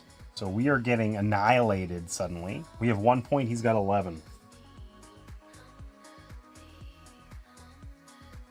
And then kind of he basically more or less has the same number of icons on here as he did before. Maybe not quite the same, but close. I just hit the Meeples by Mail button by mistake. That's okay. You guys can check that out if you want. I haven't done anything on Meeples by Mail in a hot minute. I'll be talking about that more in the new year. In the new year. Currently, our test Meeples by Mail package. Since I hit the button by mistake, I might as well tell you about it quickly. Meeples by Mail is a board game club that I started where I mail games to people, and it's sort of like an old school like chain letter. I curate a selection of games for a group of people that I think would like. I mail them to those people or to one of those people. They play them, post about them, and then mail them to the next person. And currently we're doing our first test run. Trombone, who may or may not be in chat right now, has the package. She's probably the last step in the line for this one, and then she's going to be sending it back to me sometime here in the near future. And kind of once that first test run has happened, we're going to use some data from that and figure out how do we expand this program? What do we do with it? What does that look like? But realistically, that's not going to be the new year, or not until the new year, especially because even if Trombone mailed it back to me right now, there's a Canada Post strike, so it wouldn't get to me. So it's going to be a little while. All right. He had a big boy turn. We're also going to flip this tile over, and he gets another marker available. Good on him. Okay. The easy bot was really easy. I feel like we're doing totally fine, but that we could just get annihilated at any moment. So, we want to take some actions here, and I think what we really want to do is be intentional about how we move our inkpot. Okay, we want to get what we need so that we can do our therapy next time. And we can treat each client once on their topmost dream. I know that these are oh crap, I hit the wrong button. I know that these are really reflective on camera here, but basically we need a major green, which we have, and a minor red, which we have. We need a major purple, which we don't have, and a median red, which we do. So we need to get this major purple icon that I'm pretty sure is completely invisible on stream. So the easiest way for us to get that is to either resolve this middle row or the bottom one. Now the bottom one would mean we would have to move our inkpot 5, which broadly speaking we can't do. If we take the 4th row, well, we move it 4. Okay, but we could get to here by picking one of the things on the bottom row. So now is a good time as any for us to get into research. We can go here. We'll gain 2 research cards. We always want to have 2 because when we choose to play them, we end up playing 2, right? So we can do this twice. Pick these, and we can also move our inkpot and get what we need for therapy. So we grab one of these and we decide, do we want to keep this or do we want to trade it for one of the cards that's already here? Now, I don't know what's going to be good for us. I think honestly, we want to get some of these district bonuses. They're really powerful, and having there's also these location cards here that I haven't mentioned at all. These are different ways that we can qualify for increasing our reputation, which is worth points at the end of the game and all that sort of stuff. One of the ways that we qualify for these is by having our markers out on the board here in like the district locations. So getting some tags would be really nice. So even though this gives us 3 coffee, I appreciate 3 coffee. I think I want to trade this one for this one, which gives us 2 tags instead. Okay, now we don't have those yet, not until we play the card. But then we can draw a new one, and we can decide to keep this one or trade it. Now, once again, I don't think there's I think probably we have a good way of getting those upgrades. We don't have a way to get tags, but we could trade it for this one. This one allows us to get another tile. If we manage to get a tile here on our board in this spot, one of the ways that we can gain reputation is by having 6 tiles out, like 2 columns complete. We need to get this one before our friend moves his inkpot onto this top row. If he moves it onto this top row by moving it 3, he's going to get it first. If we can get a tile next turn instead, we will get it, which would be nice. So playing this again, huh? You must really like it. I do really like it. I find it very intriguing. It's fun for sure. Okay, so we got our 2 cards, and then we move our inkpot 1, 2, 3, 4 spots. We gain one of our tokens, our meeting tokens, and then we resolve this. So we gain a median purple, minor purple, and then we can turn that into a major one. We now have everything we need to resolve all of our clients' dreams, and we are very happy about that, I think. So let's hope that our friend here doesn't place on this 3rd row. As long as it's not the 3rd row, we're happy. This is almost as bad, but not quite. So he's going to place on the top row. Okay. He goes right here. And then that means he's going to move his inkpot 1 spot. And then he's going to move it again. Okay, I don't think I think we just move it. He doesn't resolve that. Let me check that actually. Did I screw that up last time? I might have.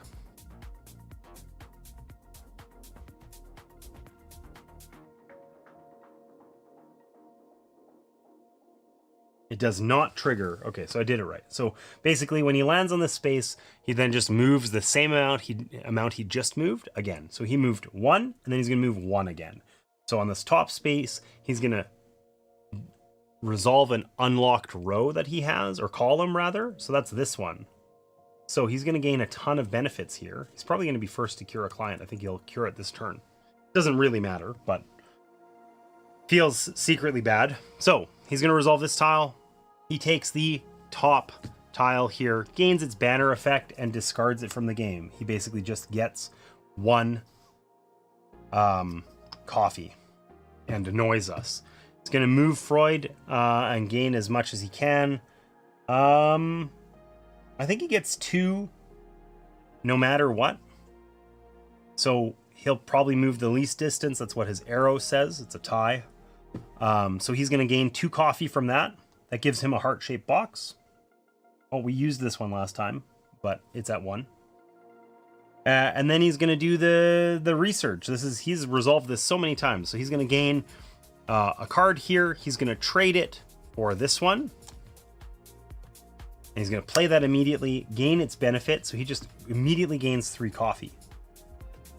And then he's going to generate a minor thing, which gets him a coffee. So he has 2 heart-shaped boxes. He'll get 2 points of therapy on his client.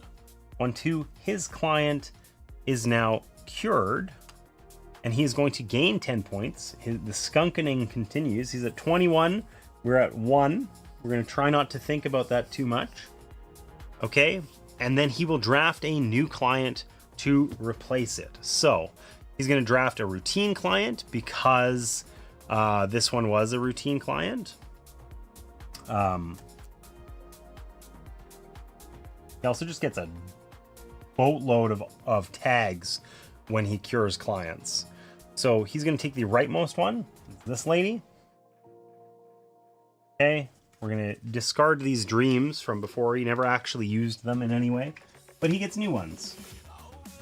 So he's going to get the somewhat unnerving red umbrella lady. Okay. And then he's going to take the highest value of these, which is this one.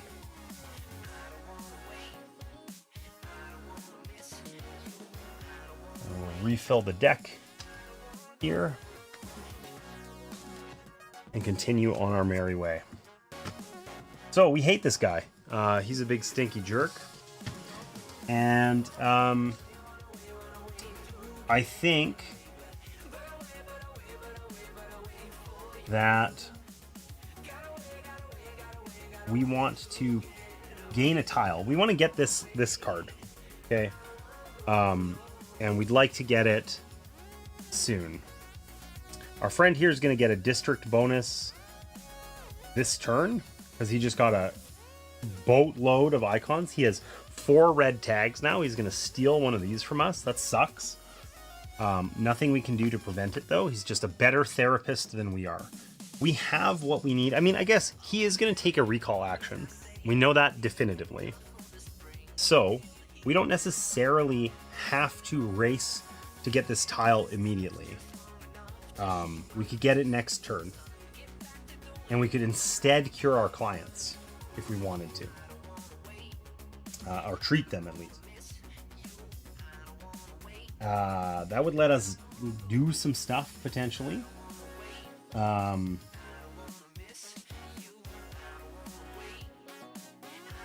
Let's try it. Let's treat our clients instead. We're here to cure patients. Let's start with that. So, these clients, in their invisible greatness, we have to do their top dream. We can do both of them. We can do them in either order, though. We're gonna start with this guy. Okay, so we need to pay a major growth and a minor passion. Okay, those are the things we've been insightful about, and we gain 2 points of therapy. Oh, and I blundered here. I thought that we would get...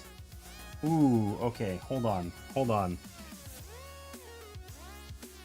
thought that this was going to work out magnificently for us, and it just doesn't quite, because if we use this dream, it's got the little wispy icons on it, and we match it to his grief, then we gain a heart-shaped box, but that's only if we reach catharsis, I think. Let me check if that's true. Let me check.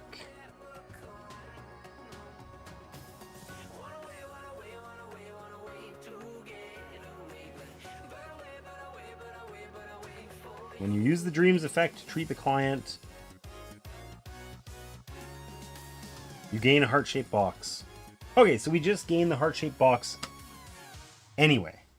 Okay, never mind. So we can do this. Okay, so we use our major green and our minor red. He gets 2 points of therapy. We gained 3 points. We're feeling slightly less inadequate.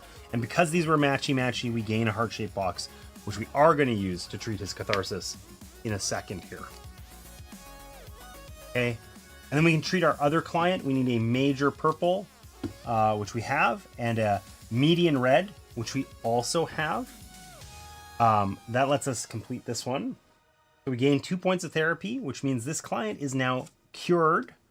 We're going to earn 8 points. We're back in it, 12 to 21. It's not quite as embarrassing. We permanently have her ability. We had it anyway, but now it will stay, and we freed up space for another client. Okay.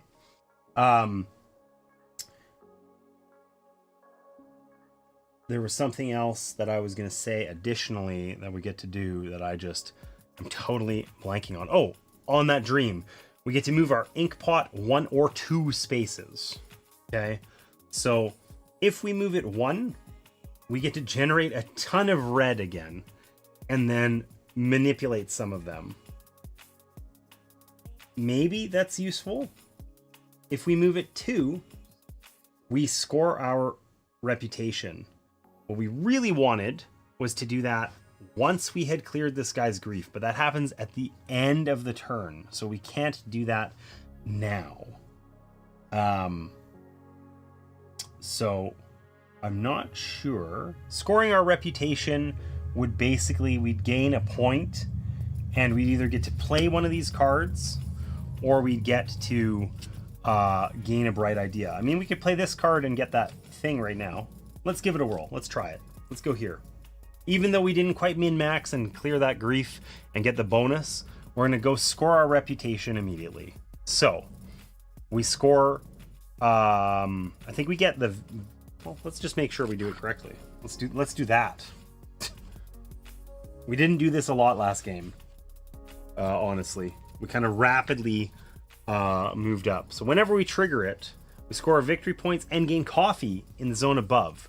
So we're going to score 1 point, meaning we're less behind, and we're going to gain, we're going to score 3 points rather, and gain 1 coffee. Sweet. I like that. Okay, and then we get to also pick an action from the one below Freud's marker. So we can either gain a bright idea or play a card. We're going to use that to play a card. Okay, this doesn't mean we're back in that lopsided, only a singleton. We really want to have 2, but whatever. By playing this, we get to take a tile immediately. Okay? And then we're going to end up with 6 here, 2 columns. We'll get this bonus. We'll increase our reputation. We're doing everything in the wrong order. We increase our reputation, which gets us more points after we've scored our reputation, and we miss out on the reputation bonus ever so slightly. But who cares? Who cares?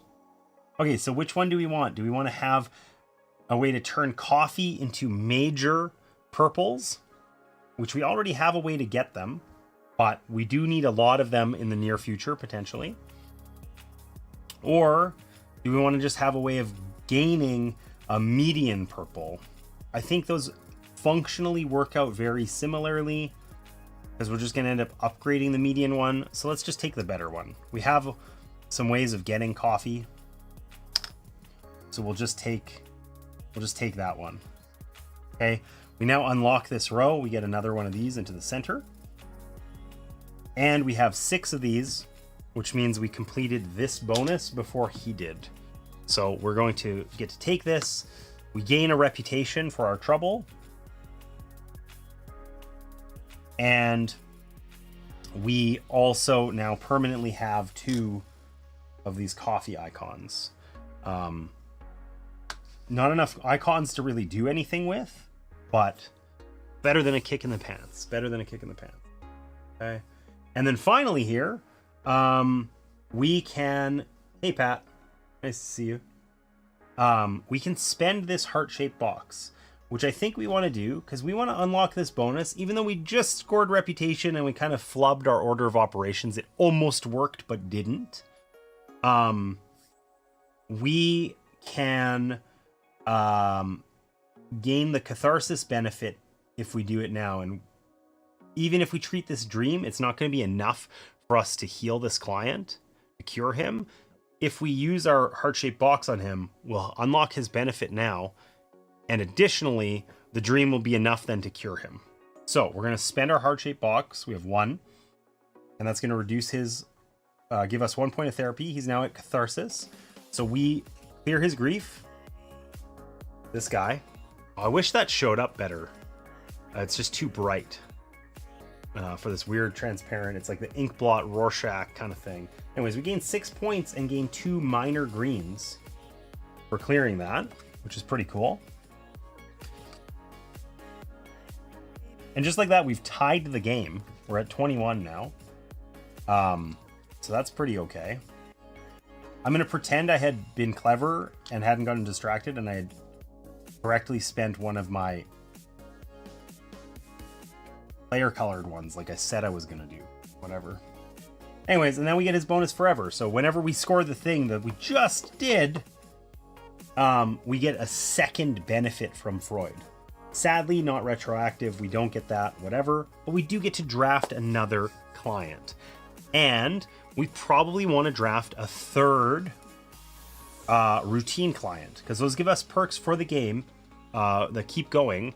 And once we've cured 3 routine clients, that is one of the other ways we can gain reputation. 2 case study clients or 3 routine clients. And we're at 1 cured. 1 is almost there. Let's take a third one and add it to the list here. Okay. So who's it gonna be? It's either gonna be a 6 difficulty or a 5 difficulty. We can either gain purple or green icons. If we get green icons, we have green icons here. We'd actually realistically be able to complete those district bonuses.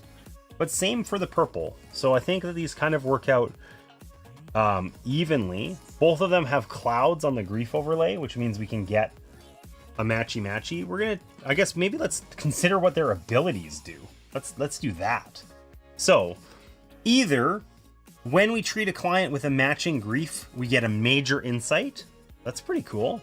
Or when we take a rest action, when we recall our ideas, we can claim a recall bonus from any location. So not just the one we're on. That's actually interestingly abusable, because that means we could potentially claim this one and get reputation. But we would have to, you know, cure that client before we end up moving. That feels unlikely.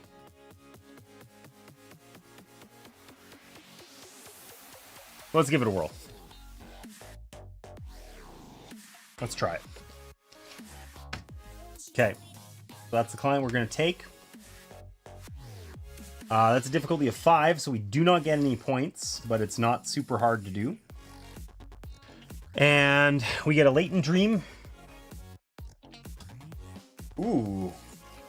Weird boat nighttime Ferris wheel thing.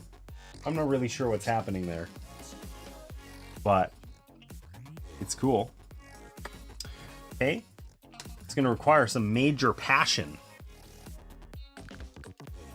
So we probably want to take one of these ones that needs the purple, because we have lots of ways of getting that. And we want it to have a cloud. So either of these will work. But we kind of are over-indexed on red. I guess we have lots of green too. So either one of these will work. They're functionally the same. We're going to take this one though. That's going to get us the 5 grief we need in order to cure, or 5 therapy rather, in order to cure that patient. Cool.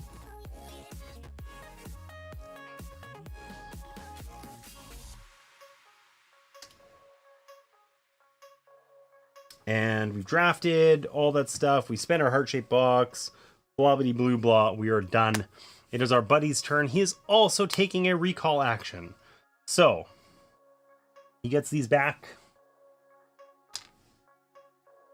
He gains 2 coffee for his trouble. And...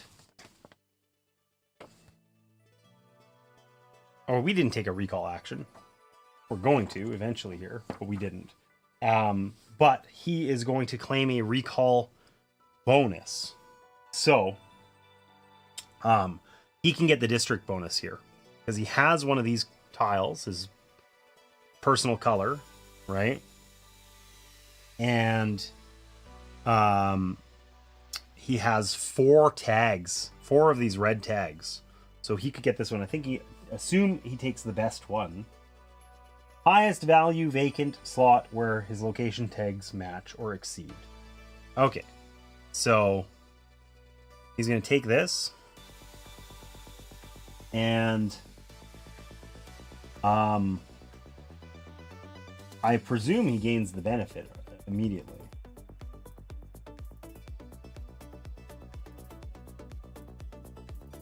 So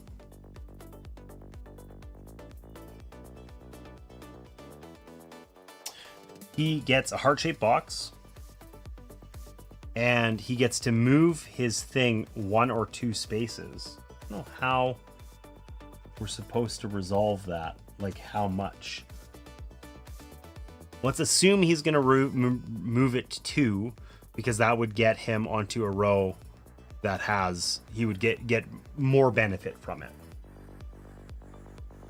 So he gains a coffee. He's going to move Freud. Which one's best? He's going to come back to here. He's going to gain 2 more coffee. That gives him another heart-shaped box. And then he's going to do this other action. He's going to move his professor. Okay, if it's in Freud's location, he'll move 1 or 2 spaces. He's going to only move 1 because he gets more benefit from that because he has 3 coffee icons. So he's going to get 3 more heart-shaped boxes. So he has 3. What a wicked turn. And then we're going to flip this over and he's going to unlock this. Okay, so he's going to provide 3 points of therapy when he has multiple. He tries to heal his clients equally. I didn't set these out. So he's going to start with the one on the right, and he's just going to essentially alternate, which means he's going to reach catharsis here. This guy's grief will be gone. He's going to gain a point. What a dick. He's in the lead again. And a coffee.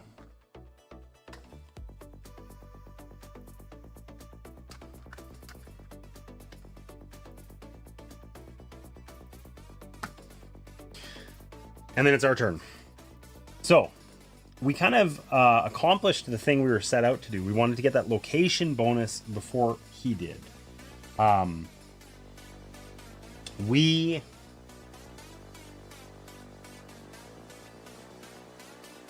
have enough tags that when we recall our ideas, we can get a district bonus here. So that's important. But I'm not sure how we want to do that. I don't know if we want to do that yet.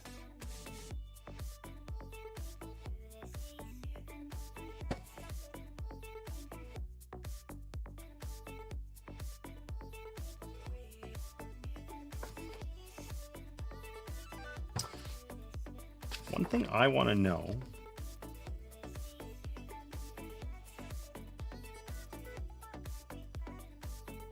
Okay, so we don't actually have enough yet because we don't have these icons until we've dealt with that player's grief.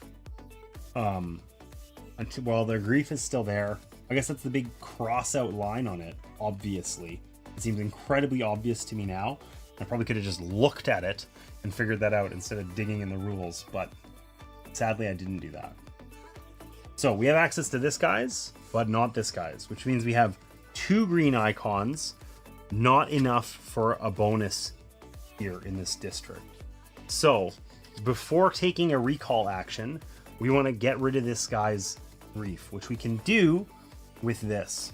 So we could use coffee to get the red upgrades we need, but we really need to get this major purple. And we want to work on a major red on the way anyhow. So probably what we want to do is we want to take an action that's going to move our thing either one spot, and then we can resolve one of these rows, or columns rather, or 3 spots. One would be better, I think, actually, because the column bonus here in particular, we can get a ton of stuff. We can really get what we need for effective therapy session. And we'll unlock this, which also gets us another one of these. Okay, so let's do that. Let's pick an action that only moves us 1. That's one of the ones up here. We don't have an abundance of coffee to spend because we're going to need some in resolving these actions. So we want to take this one. And we only want to take it once. So probably what we're going to do is we're going to take this tile. So we're going to put this here. It's going to let us move our inkpot 1 spot at the end of our turn. We get to take this and we get to resolve what's on the banner. So we're going to get this. We can do the tag action on the cathedral, whatever it is down here. Sadly, we only have the tag that's present here for that. We only have 1. But we do get our bonus from our lady friend over here, so we get an extra one. So we're going to put this down at the bottom here, so we have matchy. We can actually use up some of these red tokens when we execute this line, okay? And we get to do this with a value of 2. So we can flip this face down. We can complete, currently we have 1 cured patient. We can complete 2 of these rows. We'll need a 2nd cured patient to do the 3rd. If we get all of these, that also is worth a reputation. So we want to work on that. We do enable this. So that's huge. Okay. So we get 2 location bonuses from the map over here in this bottom corner. We can either generate reds, we can upgrade whatever, or we can turn a minor red into a research card. We're really going to need some of these research cards sooner than later. But we might actually need that elevate action. Maybe we don't. We are going to need 2 major reds and a minor one, or a median one, which we're not going to generate here. So we might actually need those.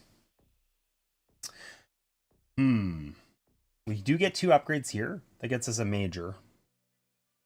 Okay, so let's do that. Let's spend 1 minor red to gain a card, a research card. We'll take this one. Gets us a ton of upgrades. I think we'd really like to see some tags. But we also need to publish research and then the cards go away. So maybe let's just keep that one. Let's just keep it. Okay. And then with our other one from here, we can do this elevate action. And we're going to increase one of our red ones. So those were the 2 location bonuses that we got from drafting that tile. We spend 2 coffee for that, I forgot. Okay. This heart-shaped box tile would be a rad one to get in the future, but it's going to be hard to make that happen. Anywho, we get to move our inkpot now. We're going to move it 1. We get our final idea token. That means we have all 3. That means we get this, which means we increase our reputation by 1. Okay. It means we also have enough tags that we can now claim a purple district bonus. So we want to probably heal dudes, recall, move, recall, and get some of those out.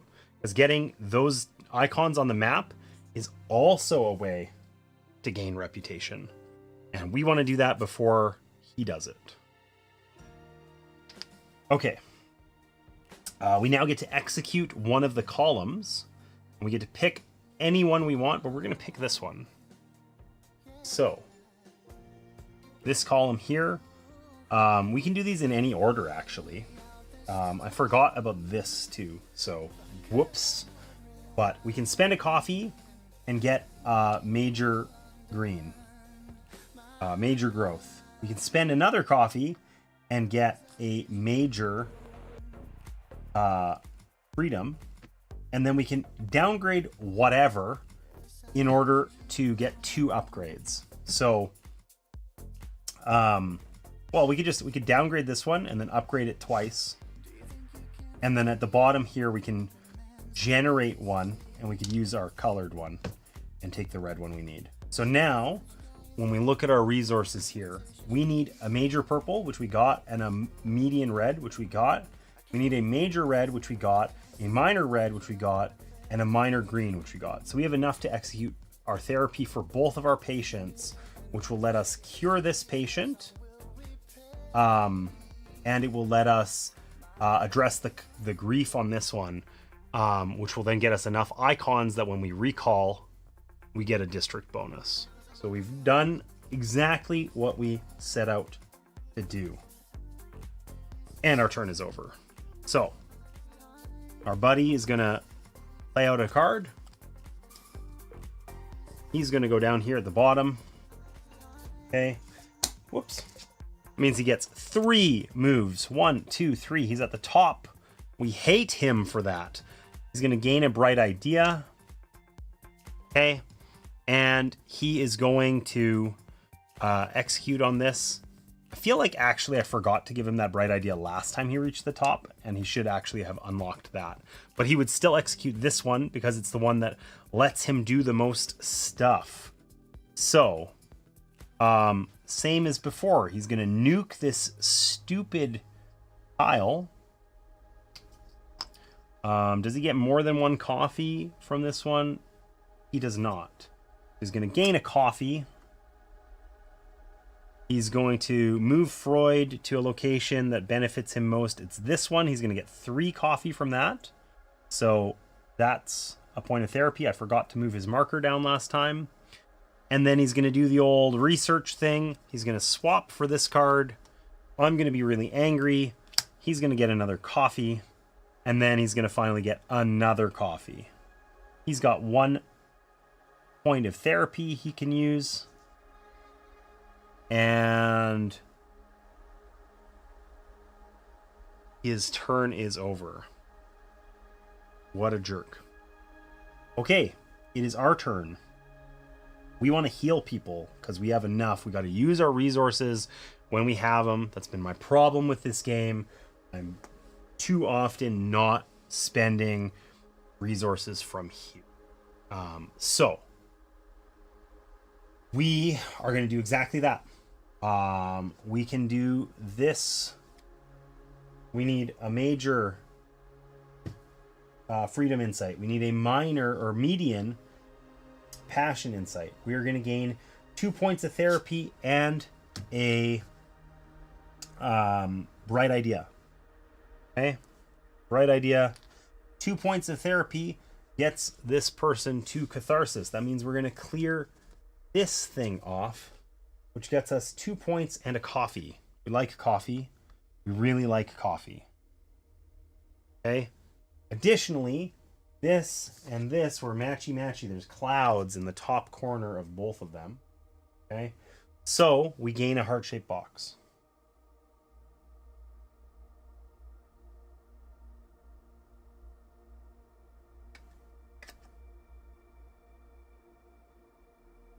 We have access to her ability now.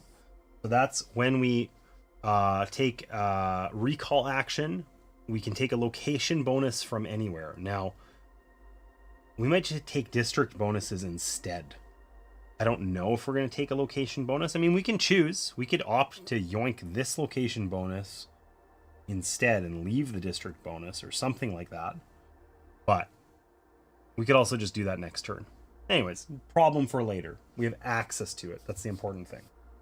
And then finally, we're going to treat this other dream. We can only do 1 dream per patient.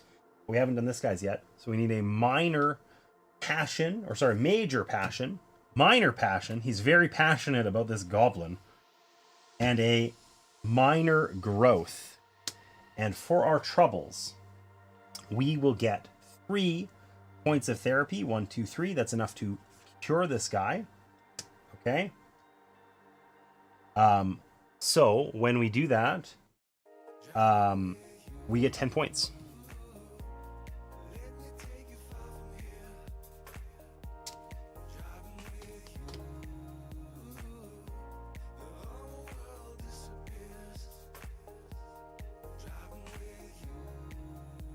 Okay, and we've unlocked his ability for the rest of the game. I mean, it was already unlocked, but we get an extra reputation action when we're resolving this reputation spot. And we have access to his tags now, and overall this is looking pretty okay. We've also cured 2 routine patients. If we cure this other lady, which is just by dealing with her final dream, then we've cured 3 and we qualify for another location bonus here. Okay, so that's pretty big. We also then get to do the final thing that's on here. We get to resolve any like tag location, and this basically counts as 1, and then we get +1 from our lady here. So we can choose whichever one we want, but basically I think it's the location we're on, actually. Location we're on, or anyone. Trigger a tag's location effect using the count tag option. Okay. Some of them show specific locations. This one's gray. I think we can choose whichever location we want. So let's be intentional about that, because if it's books, if it's the spot we're on, the cafe that they're on, or down here, we can get 4. 5 is the maximum, but we could get 4, which is pretty huge. So, what the hell do we want to do? We can get heart-shaped boxes, but it's not easy for us to do. We're probably also doing it at the expense of other things that we want to do in the future, which is not ideal. So, we could just gain a ton of coffee. That's an option too.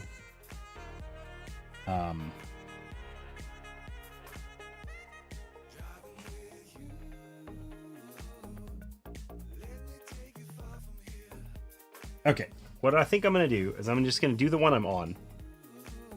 We get 4 actions. We're going to gain 3 coffee. 1, 2, 3. We're then going to spend 2 of that coffee to elevate this to be a median green. And then the other action we can do is we can spend that elevated one for a heart-shaped box. So we now have 2 heart-shaped boxes that we can use. And we have 2 coffee left over. So it's still pretty flexible. And I think we've done all of our therapy. We're finished here. We could use those heart-shaped boxes, but we're going to have to do this dream anyway. And I think we'd rather just do that dream. It has enough to complete that, but maybe we can try and take a hard client for our next client, which we actually have to draft now. Now, none of these ones are particularly challenging. You know, they're 6 or they're 6. 6 is the highest, but it's probably time to segue like out of the routine clients into case study clients. Okay, these give us end game points. This guy's a little harder. His grief is worth a lot more points, but let's see what their abilities do on the bottom. I don't know. So this one here, for each identical pair of location tags, score 3 victory points to a max of 12. Well, we have 4 pairs already. We get 12 points if we do that. And it's worth 6 on the grief overlay. Yoink. Let's take that. So, she's got 6 grief, or 6 points of therapy she needs. That gives us a point. We also want to take one of these that has an eyeball on it, but there aren't any. So that's a shame. We get her latent dream, which is a scary lady on the roof.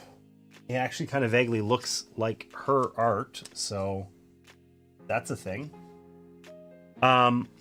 So I don't think there's a way for us to get a matching icon here because none of these have eyeballs on them. But if we take either this one or this one, then we simply get 3 hearts on it, and we can just cure her without needing to use our heart-shaped boxes at all. So let's take this one because we currently have a major green. It's one of the only things we have, and we'll just put that out.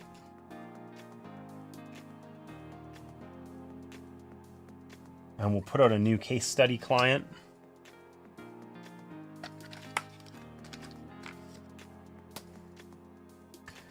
And that was our therapy turn. It's our friend's turn. We know he's going to place out things. He's going to do that for at least the next 2 turns. Where's he going to go? He's going to go at the only spot left in that leftmost column. And then he's going to move his inkpot 2 times and resolve this only row that he has in totality. What a jerk. So he's going to go here. He's going to gain a coffee. That means he gets 1 heart-shaped box. He's going to move Freud. He can't move. He's going to move him here and gain 2 more coffee, I think is the best way for him to do that. Yeah. He gets 2 no matter what.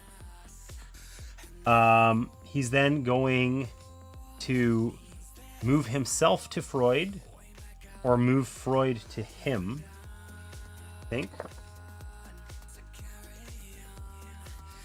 If he's not in Freud's location, move him there. Okay, so he's going to move here, and then there's 3 of us, so he's going to get 3 more coffee. So he gets another heart-shaped box. This guy's scaling really hard. And then he gets his final thing. The id claims a location goal tile from the display without needing to meet the tile's conditions.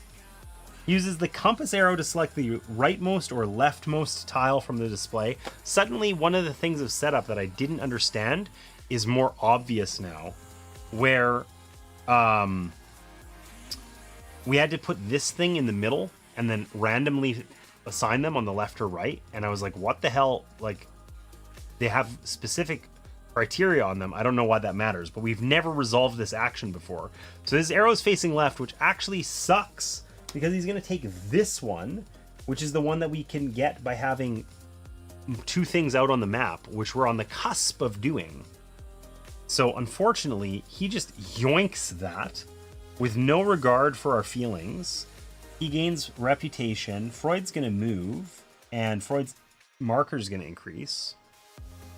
And then he's going to gain another coffee. And then with his 2 points of therapy, he'll treat this girl and this guy. She's catharsis here. Gains 7 points and a coffee. The grief is done. And he's just hanging out. But he's almost cured. He's almost cured a case study client. Okay, so he absolutely dicked us by stealing the one that we were about to qualify for. At least he didn't steal this one. But we better cure this girl before he does. So we really want to generate some resources at this point, because we have almost nothing on our board. Okay, almost everything's in the center. Okay, not ideal. We also can't take any of the actions in this row because, you know, we're blocked. But we could take a recall action. We could claim a district bonus of 4 if we do so right now. So that's a thing we could do. Alternatively, we could play cards, but that's not going to help us right now. We probably want to do something like this generate action. I mean, resolving something on the board here probably wouldn't be terrible either, but they almost all give us stuff of 1 color, which isn't super duper useful. And we want to rest. We want to take a recall action before we move. So let's just do our recall action. We're going to get 2 coffee for our trouble. Okay. We're now at 4. 4 is a lot. Okay. And then we get to claim a bonus here. So we're going to claim the bonus for having on the district bonus. The district bonuses are broadly speaking better than the location bonuses, right? We could get a major green, or we can get a heart-shaped box and a the ability to move our inkpot 1 or 2 spots. So which one is it? We want to generate all the resources. I think we want to move it 1. We make a green one. We then consume that for 2 coffee. And then we consume 1 of those coffee to get a major green one. We can always use these major as any lesser one. So that's pretty good for us. And then now that our inkpot has been moved, I think we have an interesting choice where we could potentially here cure. We have 3 heart-shaped boxes, which we can't gain more. And we could use them to cure her, and then we don't have to deal with her dream, which we're not actually set up to get. And it requires a major passion, which is the one that we're the least accessible to us. We could get it down here, but not super easily. So I think I actually want to do that. If we use up our 3 heart-shaped boxes, that happens at sort of the end of our turn, we can cure her, okay? We have access to her ability permanently. That was already the case, but whatever. This card can just get discarded, her latent dream. Oh. And then we have 3 routine patients, which means we qualify for this. So we gain a reputation. Freud's going to move. His thing's going to move. And we now have 5 purple icons, purple tags, which is the zone that we want to move into next time. That gives us an ability to move our inkpot again, as well as get some hearts. We can claim reputation there if we can come up with 1 additional purple tag. So maybe it's worth drafting one of these that lets us get that. Now, we might want to also try to get this one, which is 2 case study patients. We're not at all close, but case study patients are also worth points at the end of the game. And the end of the game is rapidly approaching here, I think. So that's an option as well. So anyway. Oh, we also score points for curing her. Let's not forget those. 10 points. So what do we want to do here as far as drafting? Do we want to try and get that extra reputation?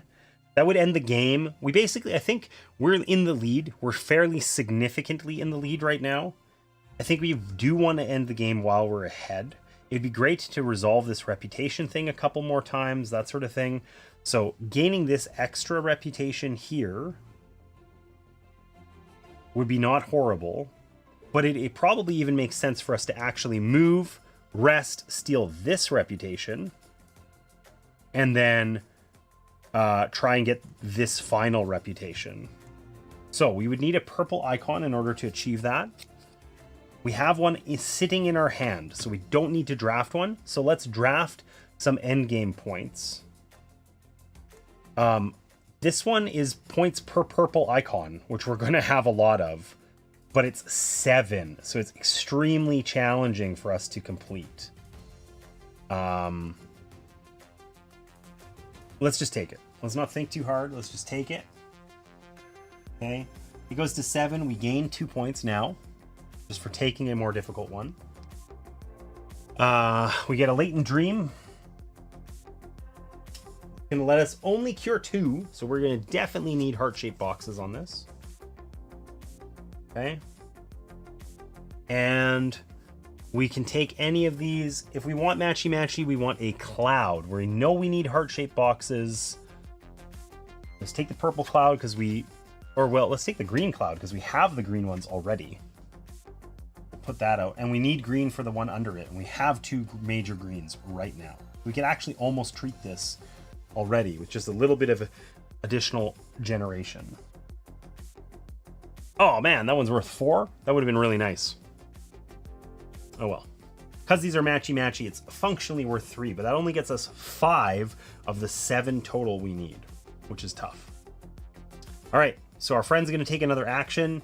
He's going to use one of his idea tokens to do it, which means that the next turn he will take a recall action. He's going to block that top row. And then he's going to move his inkpot 1 time to the other row that he's fully completed. He basically has skipped this row on his board completely. But he's going to get a coffee. That puts him at 1 heart-shaped box. He's then going to do the old research thing. He's going to take this one. He's going to swapsy it. This thing's going to get him 3 more coffee. That's huge for him. Okay. He's then going to try and publish a treatise, which he can do because he has a thing available. And he has the right colors for this one. I think he only cites us if he has to. So I think he tries to do it independently of us if he can. Sadly, this is one that we could have realistically done as well, but sucks to suck. So he's going to publish this, and he will get 8 points for his trouble. Maybe our lead isn't as big as we thought. And then this final one, he will draw a research card, immediately play it, and then attempt to publish another thing. He doesn't have any markers available because he's been ignoring this row, so he can't actually publish one. But he'll pick this up. I feel like I forgot to switch this around, but I don't know, whatever. He'll play this one, and he's going to gain a coffee, which gives him another heart-shaped box. He's got 2. Okay, but he cannot publish anything. And then he gets 1 more coffee from the end of the row here. So, with his 2 heart-shaped boxes, he will cure this patient, and he will heal this one time. So his cured patient, we're going to put one of these things on it. He gets 10 points. In fact, he's in the lead now. We suck. And we're going to put one of these on it, but it's not obvious. One of the challenges, it's a little light on which of these we're supposed to put out. Probably the one that gives him the most points. We'll try that. Okay, and then he's going to draft a new one. It's going to be a case study patient. I neglected to put one of these guys out. And that's the one he's going to draft, in fact. Ooh, he's drafting a 8 difficulty one. So he's going to immediately score 3 points. That was probably really timely for him.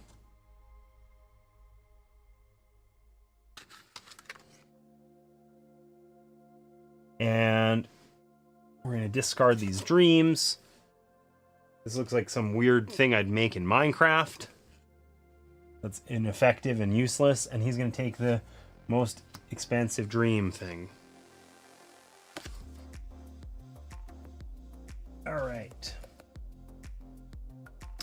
Well, that was a power turn for him. Thanks for the raid, Luzapalooza, and welcome you 11 lovely people. Hey there, friends. Welcome in.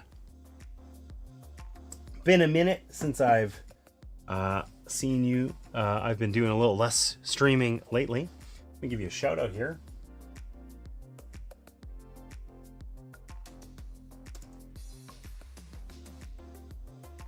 Hope you guys are doing well.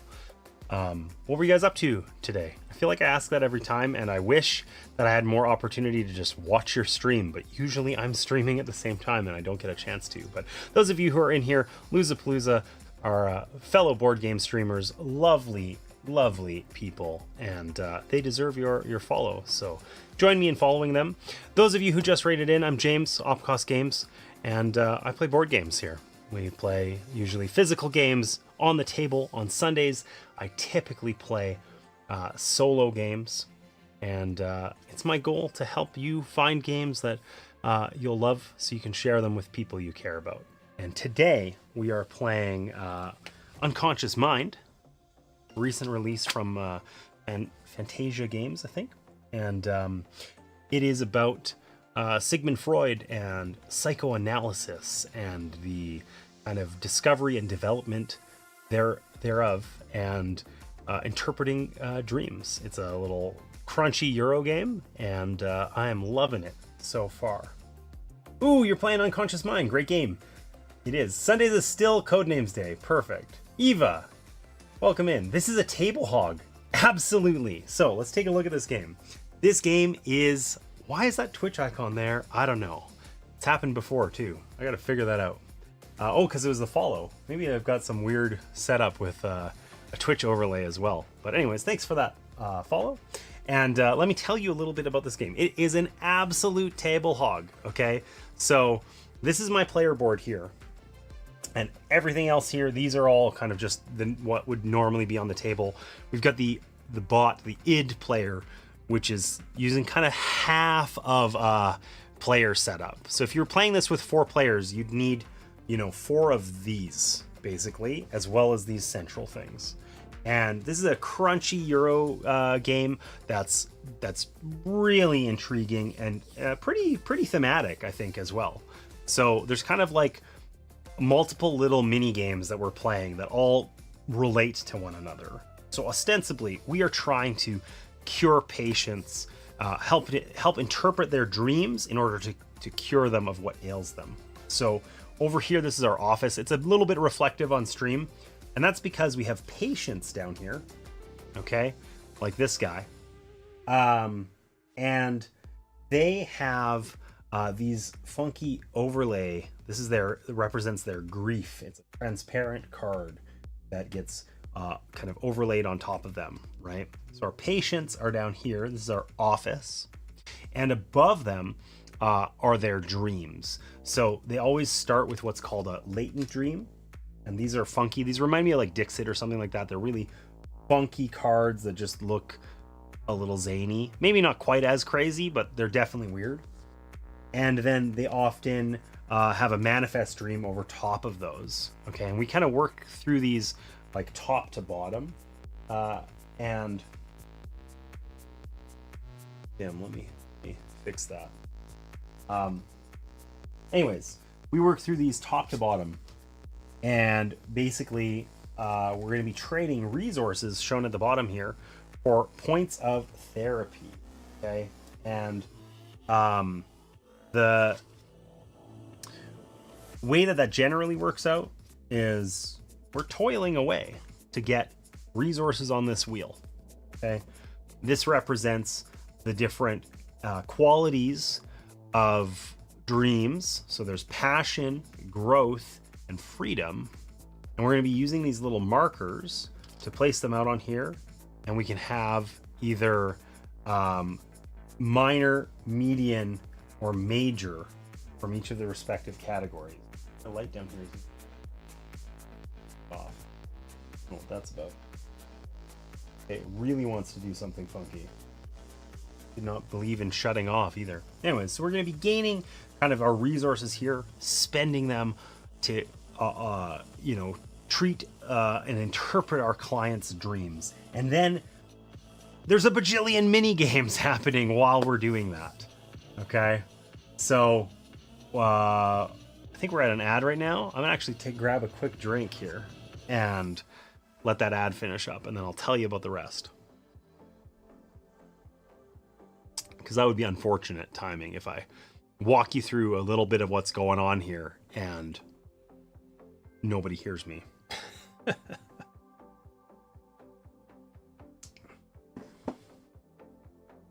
if I can fix my light one.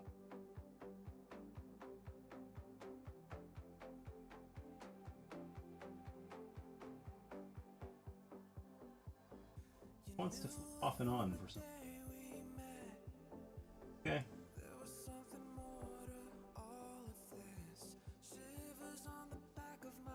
Weird. Can't fix it. That's okay. All right. Couple seconds left in this ad, and we will continue real quick.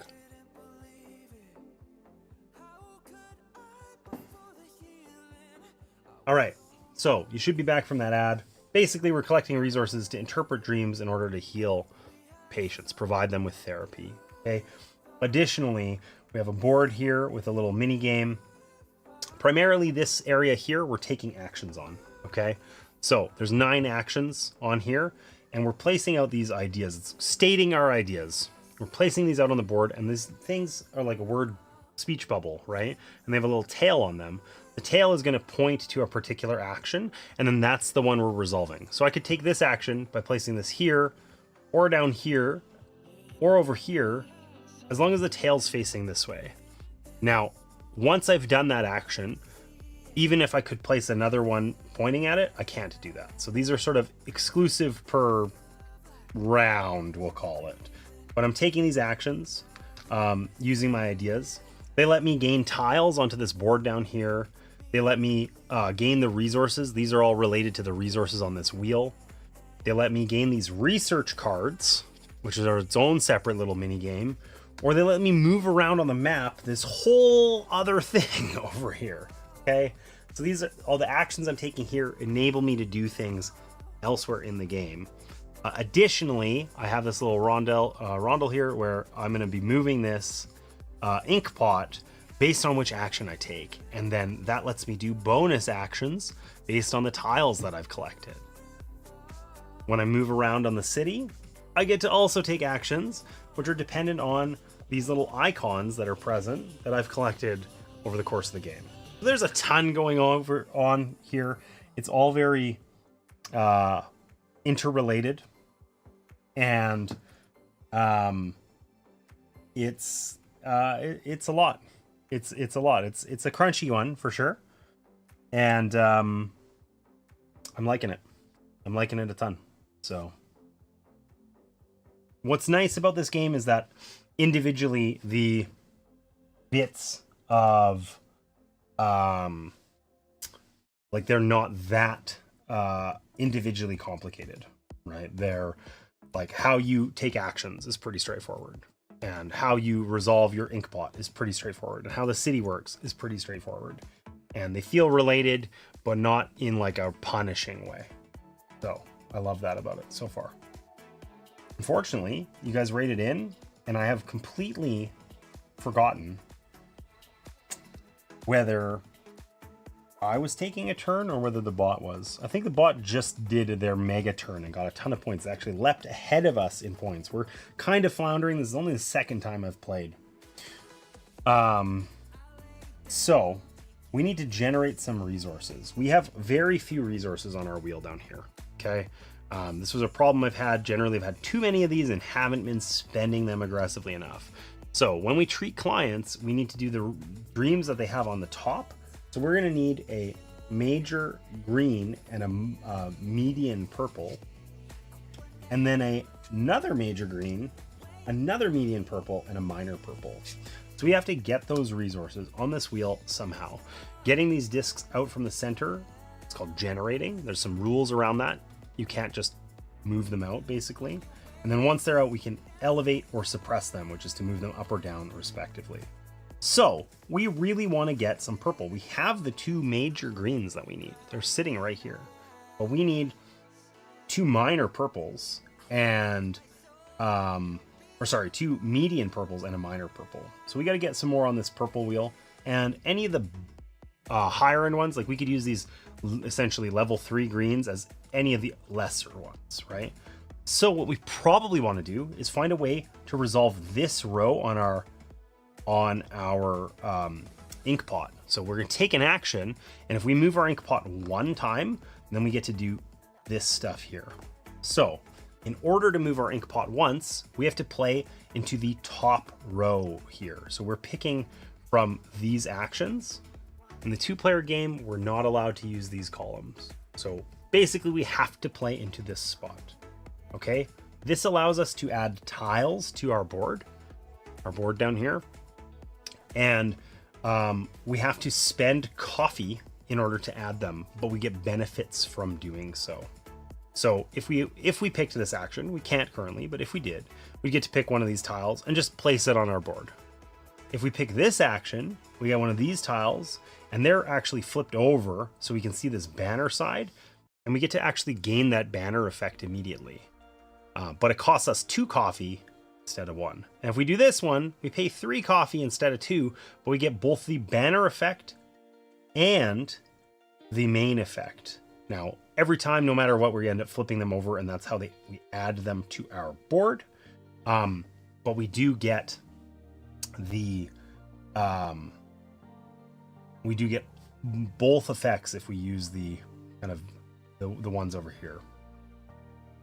So the other interesting thing about this game is we place either 1 or 2 of these ideas out.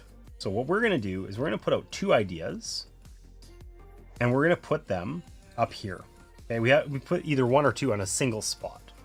But that lets us, because we're pointing those tails down towards here, we're going to resolve this action, and we get to do it twice because we put out 2 idea tokens. Okay, so we do it once in totality and then a second time. So we're going to pay 2 coffee. Got 2 here, 1, 2, and we get to take one of these and resolve the thing that's on its banner. Okay, and that's the thing on the right. So we can either gain 2 minor greens, which right now are basically valueless to us, or we could elevate a token and then transfer 1, which could be useful, but isn't super useful. We don't have a lot of tokens on the board right now. So I don't know how useful that one is. Elevating is useful, the other one's not. So let's just take this one anyway. Let's take this one anyway. So we're going to take this, and we can elevate 1 token, and then we could transfer 1, but we need our major greens. We need a median purple. I don't think we want to actually manipulate these further, so we're just going to not do the transfer one. And we're going to flip this over and add it to our board. Now we know we're going to be executing this one, and that gets us another median purple, so that's really good. And because this row is complete, we unlock one of these tokens, and we actually get an additional action from this row now. And if we complete our whole board, we get some additional reputation, and it's worth some points at the end of the game. So we're going to be able to do that this turn. So we got 1 tile. We're going to put out a new tile to replace it now. And now we can take one of the other ones and resolve its banner effect. Okay. I think we want to take this one. So the banner effect isn't super useful. Maybe I should have taken that one first. Whatever. Could have min-maxed more, but we're going to spend 2 coffee. We're going to take this one, and we get to gain 2 minor greens. That's the effect on the banner. Okay. And then we're going to flip it over to this side. Now, well, the reason I wanted this one is because this actually allows us to spend a minor green and suppress any other single one, move it down 1 level in order to gain a heart-shaped box, one of the most valuable resources in the game. So that one's super useful for us. And we just completed this row and this column. So we unlock both of these things. That's huge. Okay, we have all of those available to us. And we now have our grid of all 9. So we gain a reputation. Reputation is how the game actually ends. We have a little track over here. When we gain reputation, we move our reputation marker up. And we also move Freud's reputation marker up. And in some cases, he's going to move around the map. When his marker gets to the end here, that signals the end of the game. So he actually has, like, if we gain 2 more reputation, the game is over. This will be worth points to us at the end. That's all really good. And then finally, what we do, because we resolved our actions here, we move our inkpot. So because we were doing actions in the first row, we're going to move our inkpot 1 space, right? If we had done this action, one of the ones down here, we would move it 4 spaces because that's the 4th row, right? We're going to move it 1. And basically that means we're going to move it from here to here, and we're going to resolve this. And this is going to get us a bunch of those resources we need. So we can generate a minor purple.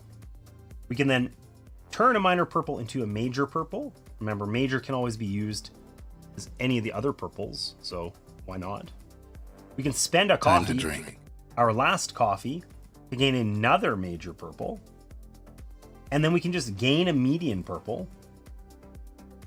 And then we can elevate any single thing. So that means move it up one spot. I don't know that we actually need... We can't elevate these things from the center outwardly, which is a shame. But I think we're going to need another major green eventually here. So we'll do one of those. Okay. And I'm going to grab a drink. Thanks for taking care of me, Martina.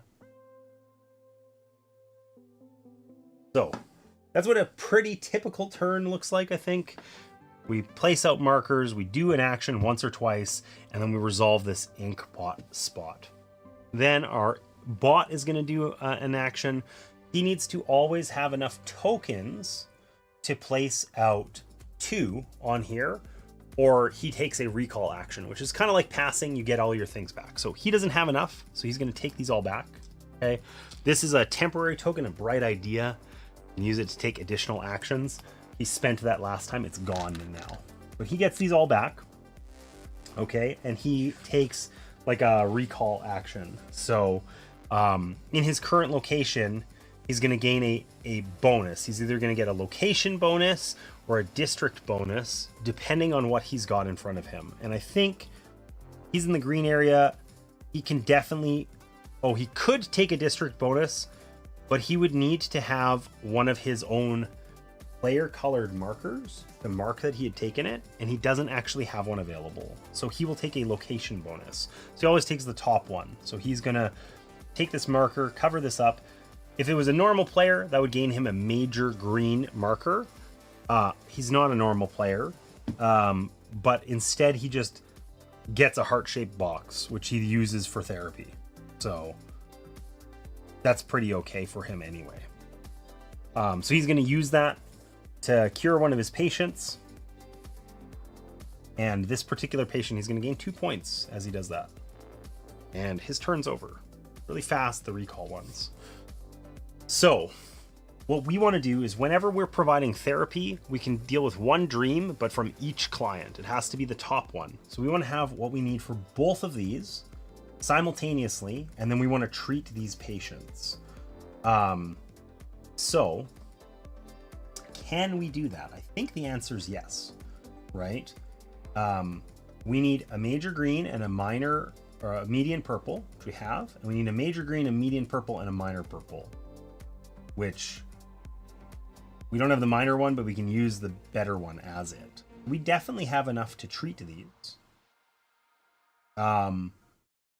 We're going to need some red resources in order to do the later ones, but we probably don't actually have enough tokens to gain those right now. So I think our best bet is just to take a turn to treat our patient. Okay, so we'll do that. So let's start with this guy. So we're going to spend a major green. We just put it back into the center, and then a median purple. We put it back into the center. And we collect the rewards shown on the right. So we get 2 points of therapy for this person. We earn a point for doing that because we passed over a point on their board here. Okay, and we get a bright idea token. These let us take extra actions, and they're also just worth points at the end of the game. We're kind of storing them right now.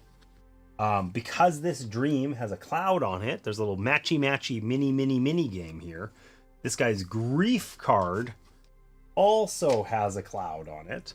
So because those are matching, we gain a heart-shaped box. Okay, and then this goes away. And then we can do this one. We can't do this one because we can only do one dream per client, but we can do the other client's one. So major green, median purple, and then a minor purple, but we don't have one. We're just going to spend a major purple instead, which feels bad, but what are you going to do? Okay. And then we get 3 points of therapy. 1, 2, 3. Now this is important. There's a yellow mark on here. That means we reach catharsis and we get rid of their grief. That basically lets us now qualify for whatever is under this grief card, whether or not we actually finally cure the patient. Okay. So we're going to get to catharsis. And we also score 3 points. So we'll score 3. Okay. We'll discard this dream. And then we get what's shown on the side of the grief thing here. So we're going to gain 6 points and 2 minor passion. Okay, so we'll get those red icons out on the board like we wanted to. We'll score 6 points. We're back in the lead. And we'll get rid of this grief overlay. So we now essentially have access. This is called a case study patient. They basically give us end game scoring. This one for having pairs of tags. We're going to earn points. We qualify for the maximum number of points for that already. So we're going to get 12 points for that, actually. Rad. And we've cured both of these. We could use our heart-shaped box if we want. It would be nice to get this person to catharsis. We don't have enough to do that, but it's worth considering here. This one needs 7 points of therapy total. Okay, we provided 2. His remaining dream is going to provide another 2, so we're going to ultimately need 3 points of therapy that we can't get from the dreams. Those have to come from these heart-shaped boxes. Okay, the other way we can get a heart-shaped box, other than doing this, is we can spend 1 of these insight from each category. It doesn't matter what area of the board they're in, as long as one's minor, one's median, and 1 is major. We can just trade those in for a heart-shaped box. So I think we're going to do that. We're going to trade them in, and then we have 2 heart-shaped boxes, and sort of at the end of our turn we can spend those. We can provide 2 points of therapy. It gets us to catharsis over here as well. Okay, so that means we're going to get the benefits on this, which is 6 points and 2 minor purple. Okay, that's a good problem to have. Let's not forget our 6 points. That means we also qualify for this benefit. So if the game abruptly ends, which we're like a couple turns away from potentially here, we're still going to score these, and we only need to find a way to, we need to treat this dream, and find 1 other heart-shaped box to get both of these clients done, which would also get us 1 of these. So, all right, we had a super big therapy session. We did a ton of stuff. We're happy now. I have no idea how my marker got moved to here. That doesn't make any sense. I must have done that by mistake, because... Or no, wait, I haven't moved it yet. I didn't do that by mistake. I'm just forgetful.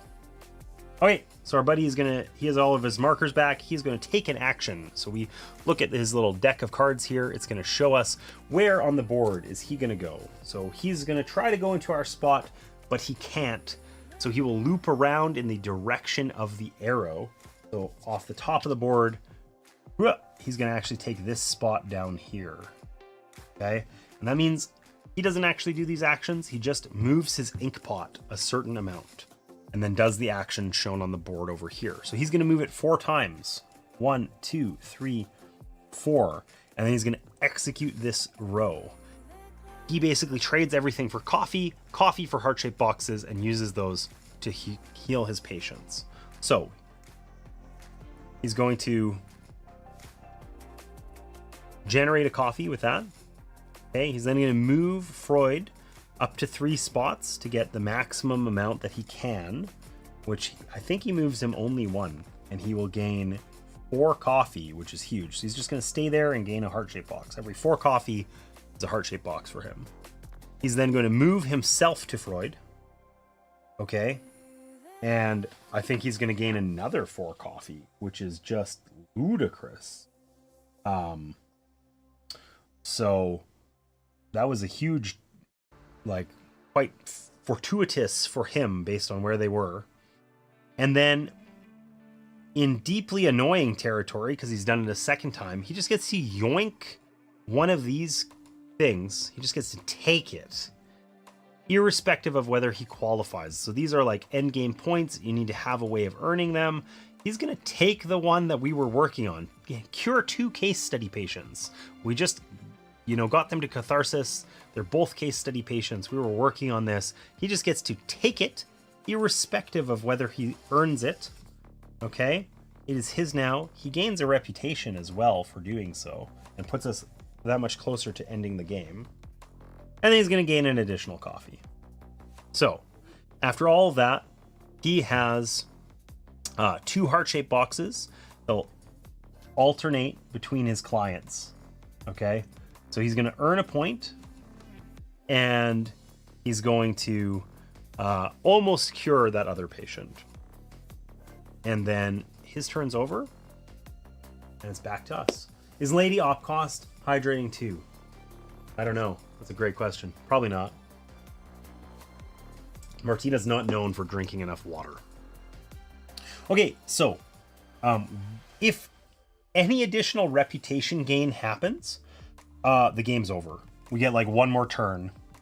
So I think we have to be really intentional about how we're going to execute on this and how we're going to earn points. We haven't done any research. We haven't published any treatises. I don't know. Like we could play these cards out and then do one of those, but it's at most worth like, we basically can't. We can get the crappy ones. We can get 8 points that way. It would be better to cure these patients, and probably more practical to do. So if we want to cure them, we need major green and major purple, which we could get from this column potentially. That would get us both a major green and a major purple. It would let us upgrade one of our existing ones so that we could have the median red. And then we just need some small, a small red. I think we could actually get everything we need from resolving this column so that we can treat those patients next turn. So I think an important question for us is it better for us to take an action so that we stop here? Like basically, do I think he's going to do an action that gives him a reputation next turn? Because if we want to actually cure them, just doing their dream isn't enough for this guy. We need at least one extra heart-shaped box, which we can't generate very easily. Okay? So, if we stop here, we score our reputation, and we can actually, with our buddy here, we get 2. We can gain 2 heart-shaped boxes, which are worth points. Basically like an 8-point move for us. And it's going to set us up well so that we can then fully cure these guys. But it means we have to anticipate that we're going to get a 3rd turn. And I'm not sure if that's true or not. Let's try it. So we want to move 2. Means we're taking one of these actions. So we're either playing these cards out, which would get us some really minor benefits at this point. I don't know how worth it that is. I mean, yeah, I'm not sure how worth it that is. Or we're moving, which we want to do. We want to be in this section anyway and take a location bonus eventually. Probably not able to do that location bonus and cure the patients and everything. The game will end too soon, but moving would be beneficial to us. So let's do that. Let's spend, I mean, we can move twice even and get a bunch of benefits. That's probably worth doing. So let's go here and, or wait, am I screwing myself by doing that? What else do I need to do? We need to take this action to get the thing here. Then we need to move it 1. We would have to take this action to gain a tile. It's the only one available to us if we want to move our inkpot 1. But we can spend our bright ideas to manipulate that. Okay, it'll be fine. We're going to do this twice. So we're going to move 1 spot, okay, to here. Then we can do this location action, either based on how many figures are here, 1, or we can do it based on the number of tags we have that match this.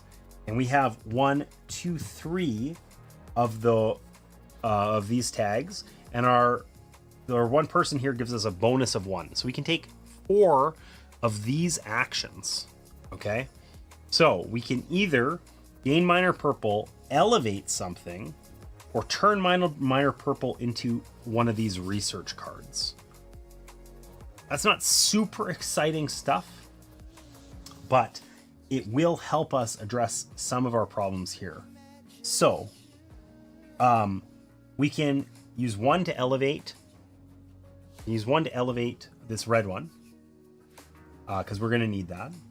We can't elevate out of the center, which sucks. We have to generate first, which we can only generate purple ones right now, which is unfortunate.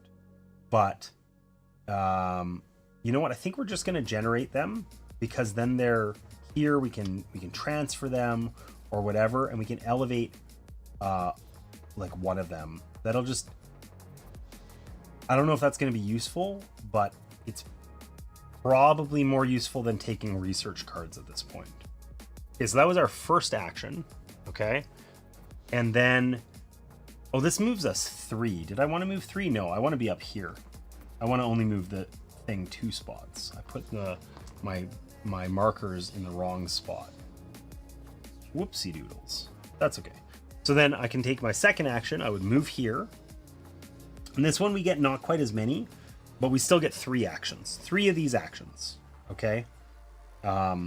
If I'd been clever, I probably would have taken another elevate. I could have got more heart-shaped boxes that way. But I didn't. And that's okay. So this lets us generate more minor purples. I'm not looking at the right thing at all. This lets us generate more minor purples, gain coffee, or gain heart-shaped boxes. Probably realistically can't use the heart-shaped boxes very effectively, and we know we're going to be gaining 2 anywho. So what we're going to do, generating purples, we do not need that many. So we're going to take 3 coffee and turn that one median purple into a heart-shaped box. And we're going to be really happy about that. And then our turn is over, and we got to move our inkpot 2 spots. 1, 2. This one makes us score the reputation track. So we look at our current reputation. Okay, we're at 5. So we score 6 points. And then we gain a bonus that's underneath where Freud's reputation is. Okay.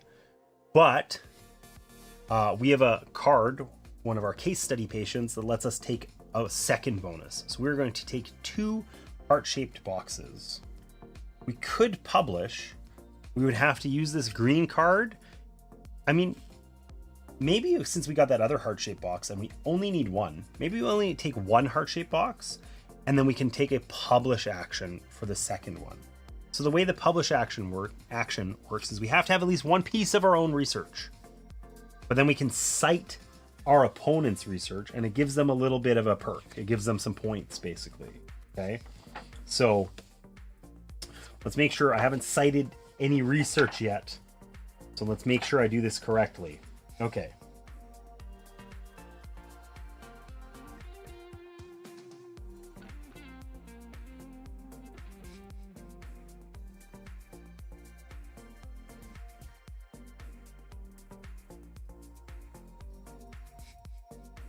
Okay, so basically, we would, I mean, I can cite multiple pieces here, but I think that that's actually worse for us. So I think we're going to take this, okay, and we're going to put this here with one of our markers on it. Okay, this is the one, an outline of psychoanalysis. That's what we're publishing, okay. And then we can just, oh, he doesn't have a purple one for us to steal. Oh my God, I did this whole, I figured this whole thing out, and then I can't actually do it because all of them require purple things, and he doesn't have one. He has only green and red. Okay, never mind. We're taking an extra heart-shaped box. I should have done that in the first place. What a fail. But we did score our reputation, and we're happy, and life's good, and now it's his turn. He's going to take 2 more turns before he recalls and gains a district bonus. Where's he going to go? Let's see. he can't go there, but he can go to the spot above it, which doesn't block us, so we're happy.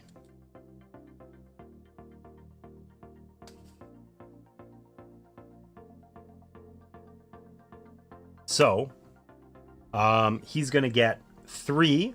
He's going to go 1, 2, 3. He's going to execute a column.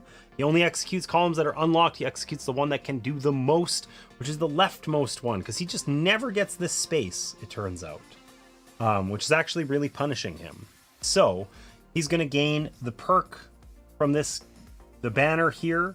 That's 2 coffee for him, which is a heart-shaped box. And then he discards the tile. He's then going to move Freud 1 to 3 spots, whatever's the most beneficial to him, which I think is... It's not very good. Oh, it's this one. It is actually pretty good. It's 3. He gets 3 more coffee. So that's another heart-shaped box. He's going to cure that patient for sure.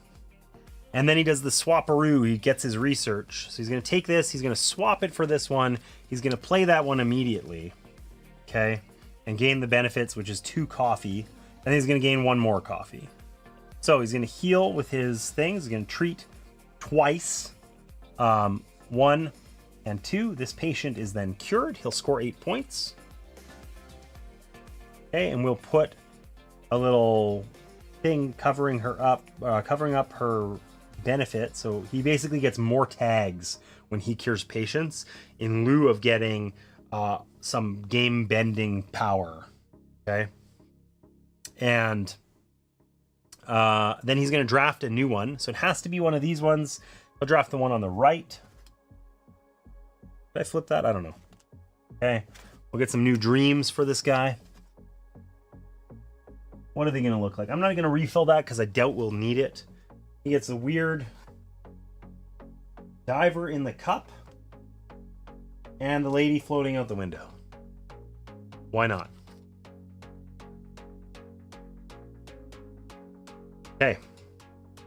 So he needs a total difficulty of 5, which means he does not gain any additional points. And he's finished. So, what do we want to do? We wanted to score our reputation, which we did. We want to then move this 1 to get this column so that we can treat people next turn. We need to take an action that only moves us 1, which is either we're spending bright ideas to manipulate. Each one can be plus or minus 1 on how far we move our inkpot, as long as we move it at least 1. We can't like move 0. So we could do that. Or we have to take a tile. Now, taking a tile is pretty worthless for us. We could get the banner benefit. Maybe that's something that we need. I mean, we could use the banner benefit to gain median green. That's not horrible. But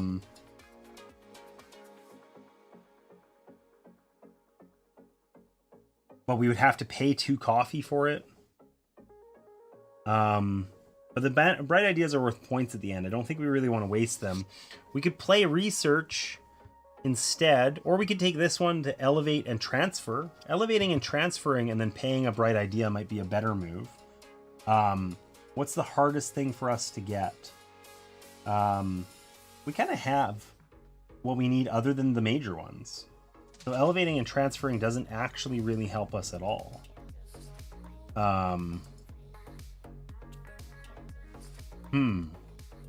We just want to move our inkpot 1 spot, and that's it. Well,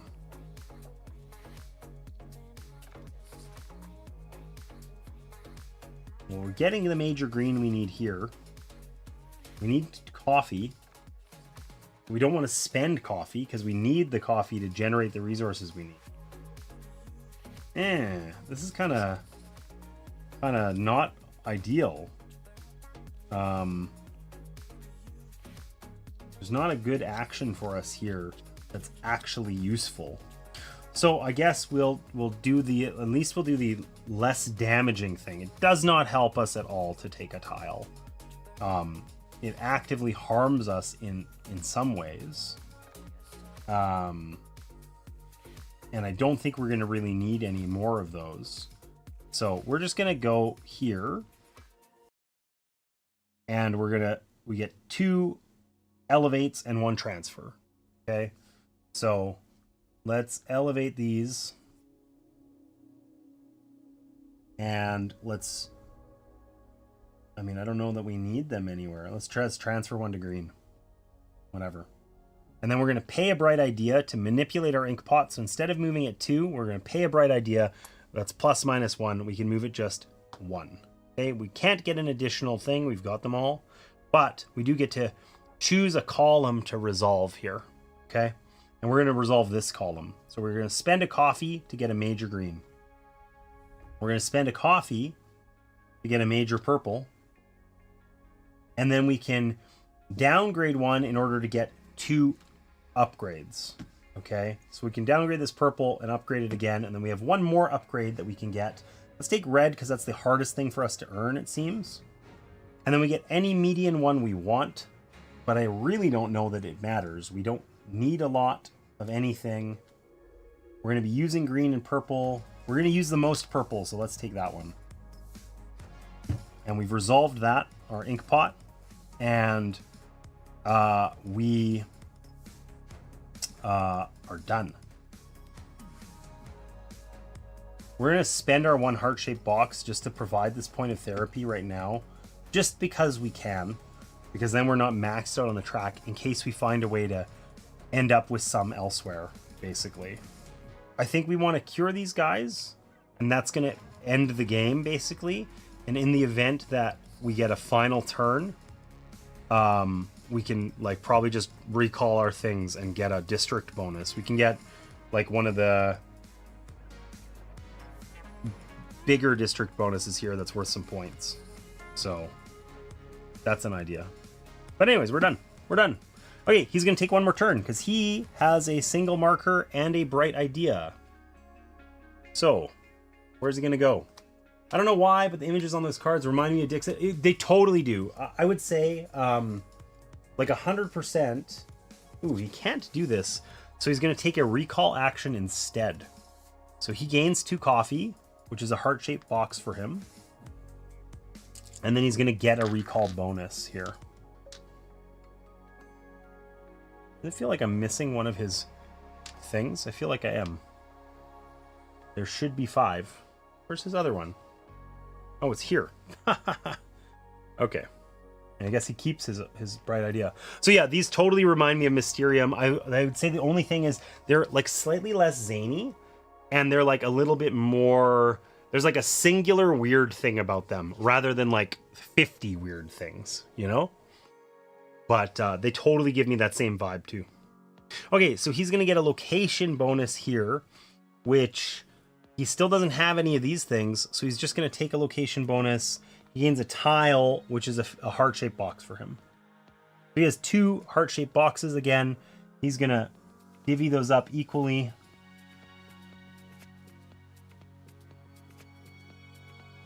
And then it is our turn. So we are going to provide a bunch of therapy. We're gonna make lives better for people. So we're gonna start with this one. We need a major green, which we've got, and a median red, which we have got. Okay, we get 2 points of therapy. 1, 2. This person is now cured. We're gonna take that card. Rad. We're gonna score 12 points for it. Also rad. And now we already did qualify, but we have extra, you know, we feel really good about extra endgame stuff. We could also get this card. We need, if we cure 5 patients, we get this one, which we'll do this turn. So that's cool. Okay. We also get to immediately resolve one of our rows, which or columns rather. I don't even know which one to do. Heart-shaped boxes are worth points at the end of the game. This one gives us an opportunity to get a heart-shaped box.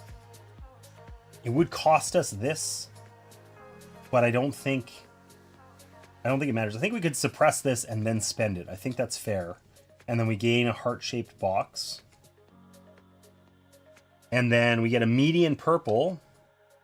And then we can spend one of a small red one to get a median red one and a coffee. So we could spend this one as a small one. We'll get it back and we just gain a coffee for free.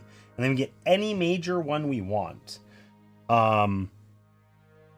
There's a world where we might try and treat another dream, but I think it's extremely unlikely. But let's just take a major red or a major purple, because we've got them up on cards up there. So maybe we can end up using it. Anyways, that's done. We can still treat this one. We need a major purple. Got that. We need a minor purple. Got that. And a minor red. We only have a median red, but we can overpay. And that gets us 3 points of therapy. 1, 2, 3. That means this lady is cured, and we're going to score 10 points. Boom. Okay. Additionally, from this one, we get to pick a location and do its effect, multiple times. It can be any location. We have a ton of these things, and we potentially get extra, or we get one extra spot on them. So I don't know which one to do. I don't know. We don't have room to gain any additional heart-shaped boxes. So we can't use the locations that let us gain those, unfortunately. So I don't know if there's... We'll just use this location and we'll gain coffee, because coffee we can actually use for a lot of things. So that's the artist. We have the one that was on the card, 2, 3, and then our one bonus. So we get 4 coffee. We're maxed out on coffee. That's useful. And then we have 5 cured patients, which means we qualify for this thing. Rad. So we'll take that. And we'll increase our reputation by 1, which increases his reputation by 1. We immediately score 3 points by being the one to push him over to that. And that signals the end of the game. We're essentially each going to take 1 more turn, and then the game will be over. So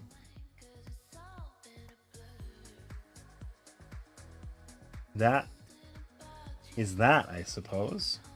I think we also don't draft extra dudes on after the end of the game is triggered. So I think I just don't have any patients to treat,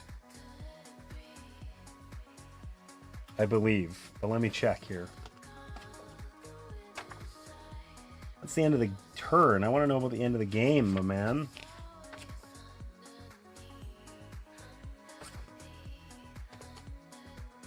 I would have really appreciated not just end of turn, but if they had reminded me about the end of the game at the last page of the rule book, not just me having to find it at some random spot.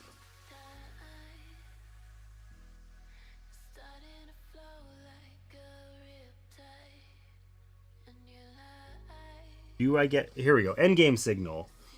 Player who advanced it gets 3 points. Rad. Flip the player token to show the watch icon, because we're going to forget otherwise. Complete the current round. Play 1 additional round with the following exception. Do not draft new clients if you have any vacant office rooms at the end of your turn. Okay, so I think this round I do draft them, but we play 1 more turn and we don't bother drafting because then the game's over. And we say complete the round. I went first. So he's going to get 2 more turns, and we are going to get 1, but we do get to draft clients. So, is there a world where we can actually complete any therapy here? And if so, is it actually valuable to us to do it? Maybe with a case study client. I don't think we can cure them in 1 turn. In fact, it's impossible, but we can potentially get some other end game scoring opportunities if we can clear their grief. So... this dude, we get points for having our markers on the board, which is like 3. We have 1 of them. Yikes. Okay. And This dude, we get points for green location tags, which we don't. We have 4 of them. It's a maximum of 15. We would get 12 points for this. So that's not bad. Can we realistically? She'll be at 7. To get her to catharsis, we would need. Oh, we have 3 hearts. These are worth points also, but this is a more fun way of earning hearts. So I guess we could take her.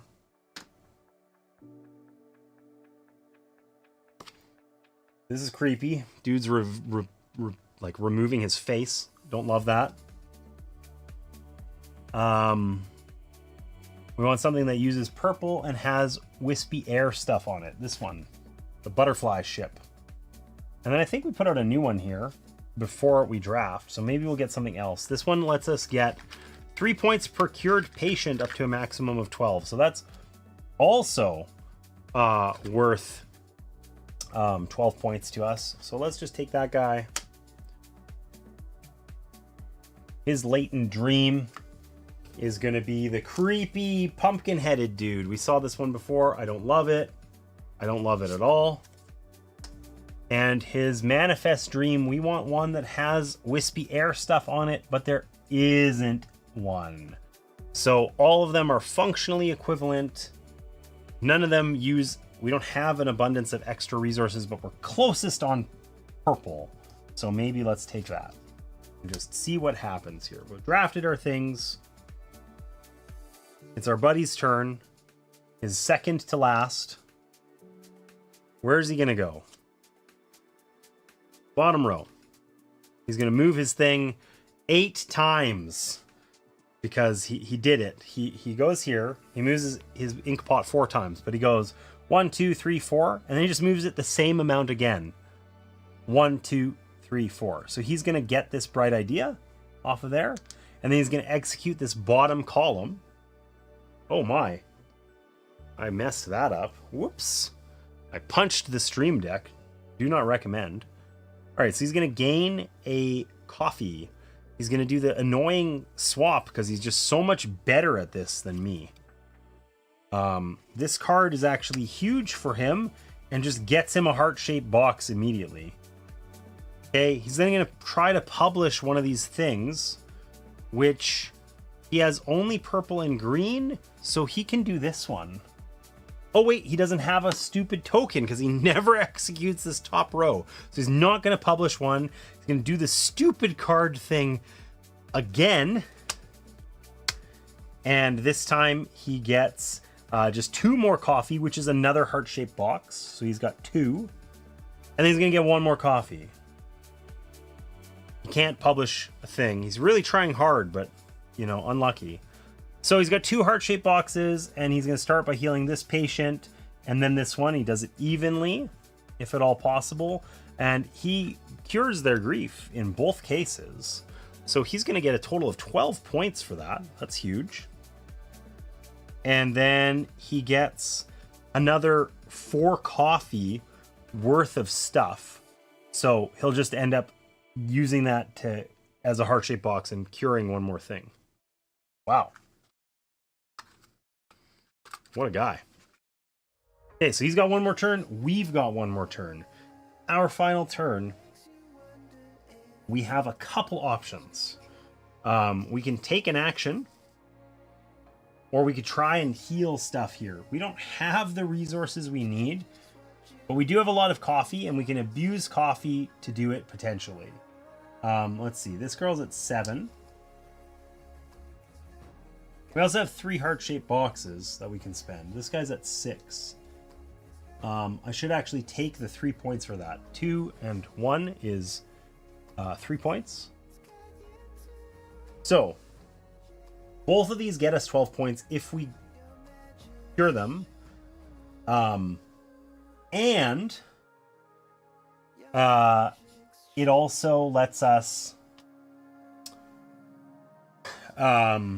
get the points that are on their grief. Like we get like 16, 17 points if we cure them.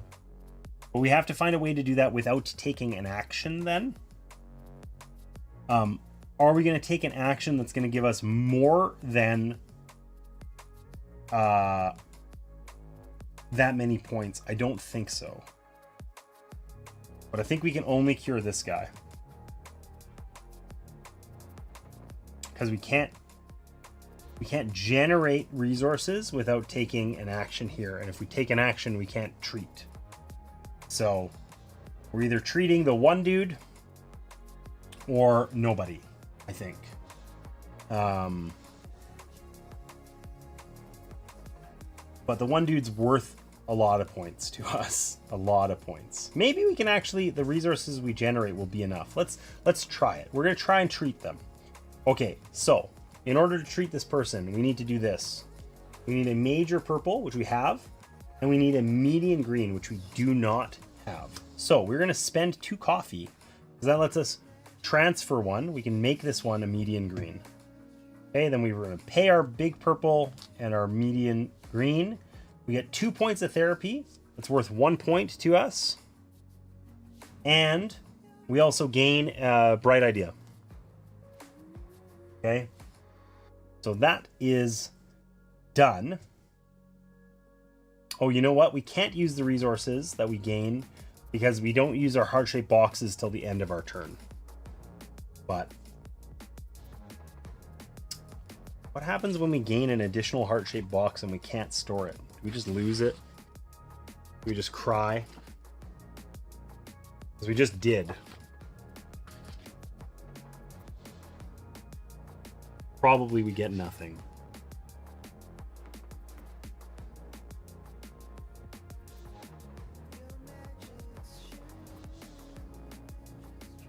Oh wait, heart-shaped boxes can be used for 2 points, so we just gain 2 points. Whew. Okay, so that's done, and we have enough to get this guy to catharsis, so we'll earn his scoring condition. Or we have enough to get this person to catharsis and earn their scoring condition with just heart-shaped boxes alone. But we would need 3 things on our board here in order to do this other dream, because it has 3 on it. And sadly, we only have 2.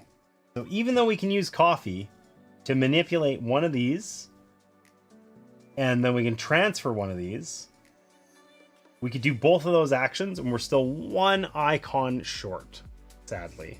We just can't. We could get both of them to catharsis if we had literally 1 extra thing on the board right now, but we don't.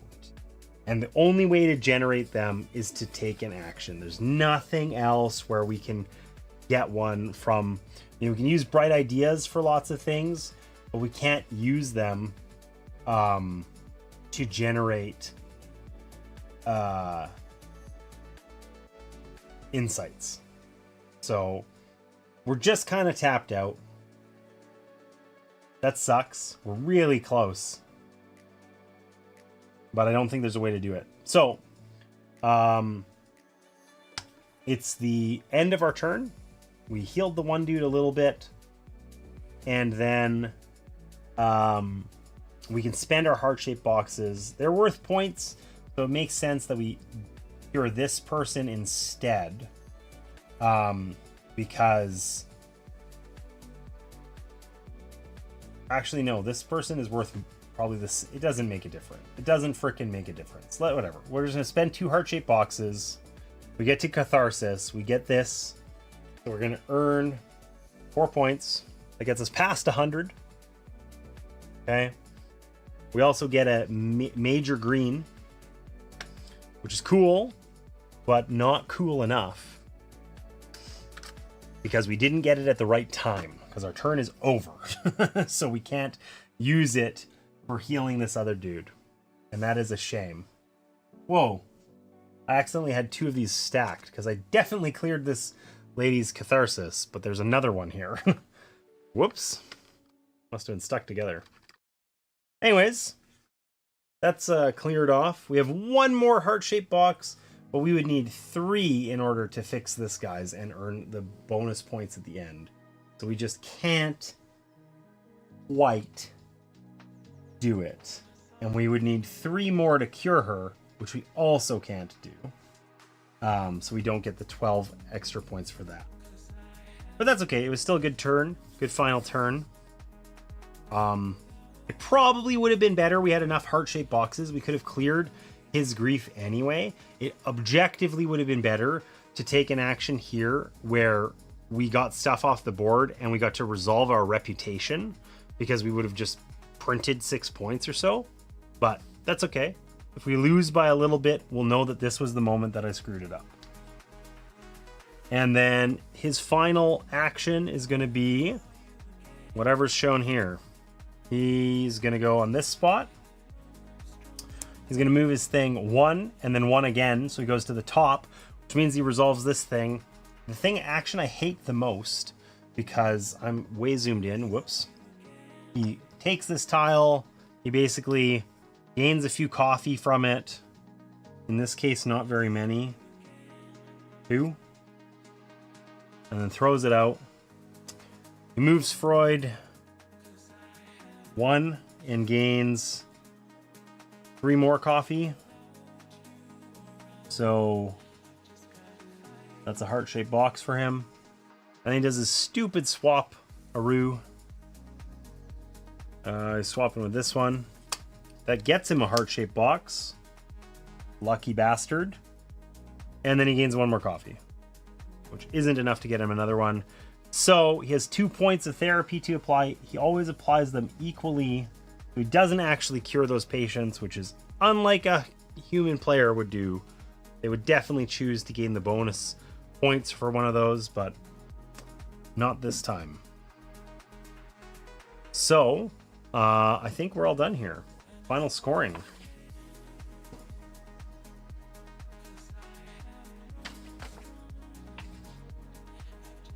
So we score points equal to our reputation level. So he's going to score 3. He's not very reputable. And I will score 6. Because I'm decently reputable. Okay.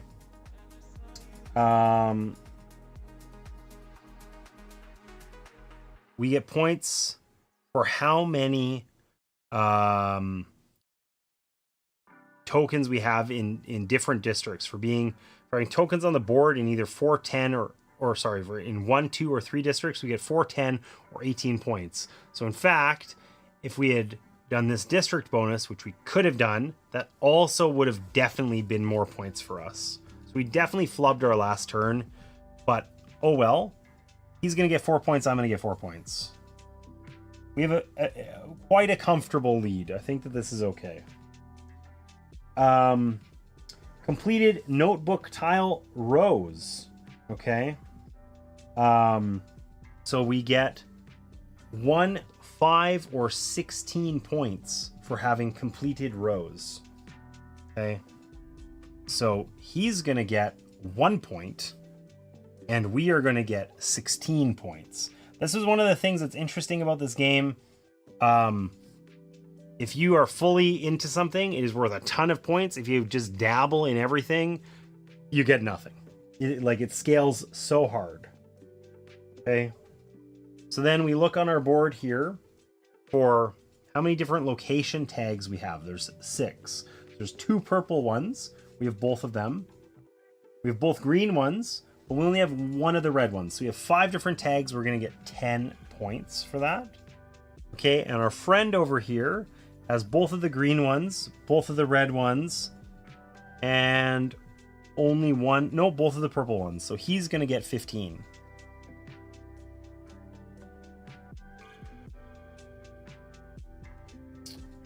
And then case study clients without grief layers.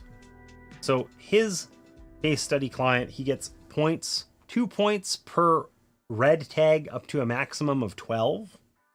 Okay. He has 1, 2, 3, 4, 5, 6, 7. Okay. He's going to get 12 points. 97, 107. So he passes the 100 mark. And then we have actually 3 different case study clients. So for this case study client, we get 3 points per purple tag up to a maximum of 15. So we get 15 for that. We get 3 points per pair of tags to a maximum of 12. We get the max for that as well. And then over here, we get 3 points per green tag up to a maximum of 15. And we have 4, so we get 12 points for that.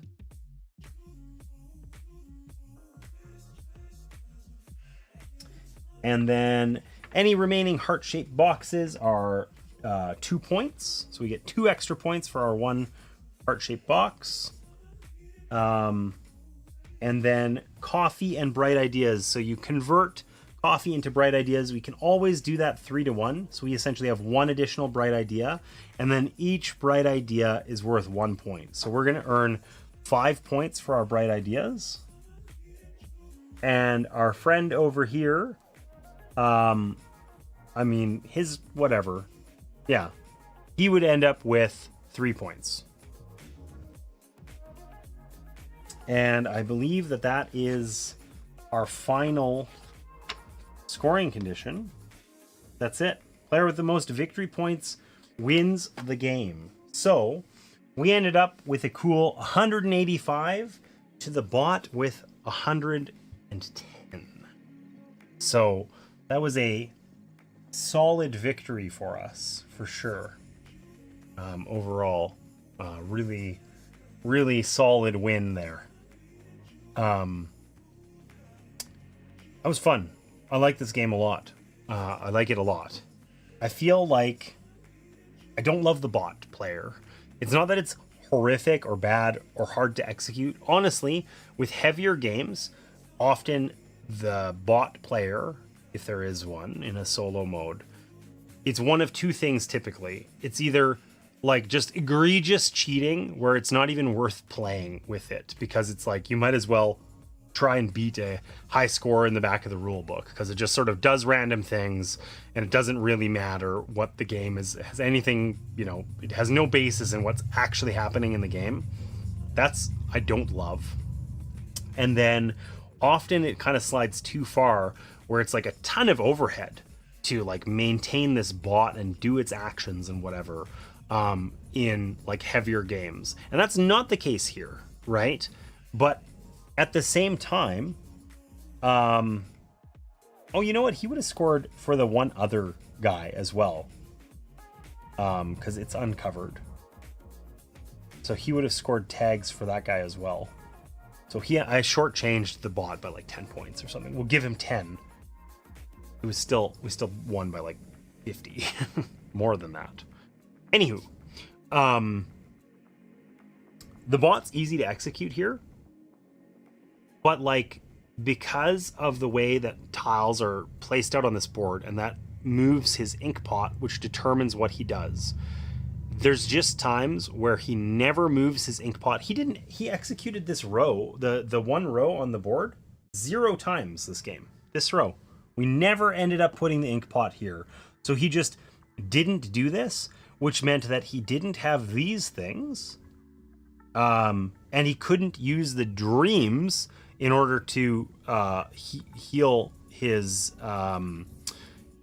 patients, which is an extremely powerful thing. So it's like, I feel like if we played this again on medium difficulty, we'd get a totally random set with the bot, and it may just score completely differently, right? Like there's a real chance here where I don't think I would have lost, but like if he had those top couple of rows or even one of them, there's like a comfortable 20-30 points that were left on the table where he could have been publishing things. He took the actions for them, but he just got nothing because we just didn't end up removing those other things from the board, right? And that feels kind of silly, you know? So I don't love that. The hard difficulty, like I'm sure this bot could beat me, right? I don't think I'm particularly good at the game. I'm not trying to say that it's not hard enough or something, but rather I feel like it's quite variable and is peaky. It's either the bot's going to have a bad game or a good one, and probably little in between,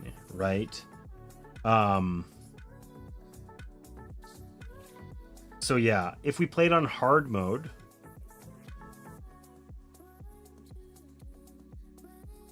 the only difference in hard mode is that the bot would have earned a couple extra points for case study clients. In fact, they wouldn't have earned any additional because they would have like literally in hard mode would have changed nothing about this. The setup is the same. The only thing is that we put these tiles on the bot's case study cards, right? And we played with it. For each time they earn it, they get 2 points to a maximum of 12. And in hard mode, we would have played 3 to a maximum of 15, right? But it's like, if they got the maximum additional benefit, they had 2 case study cards. They would have got 6 extra points. We're 65 points ahead. Like, it would have made no difference, right?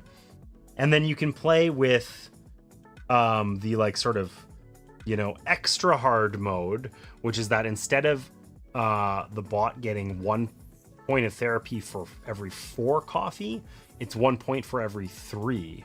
But I feel like that would be like a huge chasm in difficulty, right? It's now significantly easier for the bot to gain points from curing patients and also deny you the location cards. So anyways, all this rambling is to say, I really like this game a lot. It's really interesting. I like the fact that the bot has low overhead. I really do. I wish there was something there that was some sort of mechanism for making sure that the bot doesn't just like continue to make mistakes that are leaving huge swaths of points on the table. I don't know that would be easy to accommodate, but just like the bot never executing 1/3 of its available options and then denying itself a ton of bonus points and shit like that feels silly. No human player would play that way. And obviously it's an approximation, but I think you get what I'm saying. I wish the bot felt like it was going to be less variable. I don't feel like I deserved this win, right? But anyhow, the good news is still super fun. Mini game after mini game, despite being heavy. There's a couple moments there where we're trying to figure out how to min-max and get, the insight that we need in order to cure, and making some educated guesses about order of operations and what we think is going to happen with the bot and things like that. And I really liked those moments, but I'm glad that it didn't feel like every turn is that way. That's a real problem with heavy games, where there can be a lot of analysis paralysis, where things are linked together in such a way that you need to consider, well, this gives me that, which then would let me do that, which would then, and so on. And I find that this game doesn't really invite that strongly. Turns aren't like wholly self-contained. You obviously are gaining stuff now that you're going to need later, but executing a turn is really easy. Like, you either have the resources to heal people or you don't. And if you need them, you're picking from one of 9 actions, and they're all relatively straightforward. And I think at any given time, most of the actions aren't actually appealing. It's sort of self-evident that 4 or 5 of them I have no business even considering. I don't need to do them right now. So it's like, if you don't want a tile, that takes off 1/3 of the available actions, right? So I feel like it's really, despite the weight, it's not like intimidating on a per turn basis. I think you could min-max here and really optimize your play, and I don't claim that I did that even in the slightest. But I feel like it doesn't feel like you have to. It doesn't feel like the game leads you in that direction. Some games make it feel like you really got to consider 10,000 parameters or you're going to get punched in the face. This isn't one of them, and I really appreciate that about it. So that said, I'm all done. I thought I was going to maybe play this twice, but it does not, it's not fast. I started around noon. It took me a number of hours. Obviously, I'm monologuing as I go here, which was one of the challenges, but it's just the way it is on stream for me. So I think I'm going to wrap up here. I don't have time to play it again. I don't want to leave it halfway through or something like that. But I'm going to find a place to raid. And the other thing I'll mention is that it is my stream anniversary this coming week. I should have said more about this during this stream instead of just at the end, but I absolutely failed to do that. But in any case, it is my stream anniversary, like kind of now. I think it's actually past. It was like the end of November. But this was the most practical way for me to execute on that. So I'm going to be doing a little bit of a marathon stream this coming Tuesday. I'm going to play some dungeon crawls and that sort of thing, and kind of like back to my roots, back to the games that I was really playing when I started streaming, because I think that'll be fun to kind of go through and reflect on. And they're great games that I enjoy, and some of them, like Iron Helm, which we're definitely going to play, which is sitting right here. This guy. We're definitely going to play this. This is my favorite game to play on stream. I haven't played it in a hot minute, and chat can play it with me. I do have a whole little system set up where we can, you're always choosing between left or right in that game. And I have a little polling system set up that we've used to play it in the past interactively. That's worked out pretty well. So we're going to be doing some of that. A little bit of a marathon stream. Might give some stuff away. Maybe if chat can beat Iron Helm, I'll give something away. I don't know. I'm not sure exactly what that looks like. But that is this coming Tuesday. And if nothing else, it's a nice long stream that I can spend with you fine folks. So let's find a place to raid. And then we'll wrap up here. Let's see who's on in the board game category.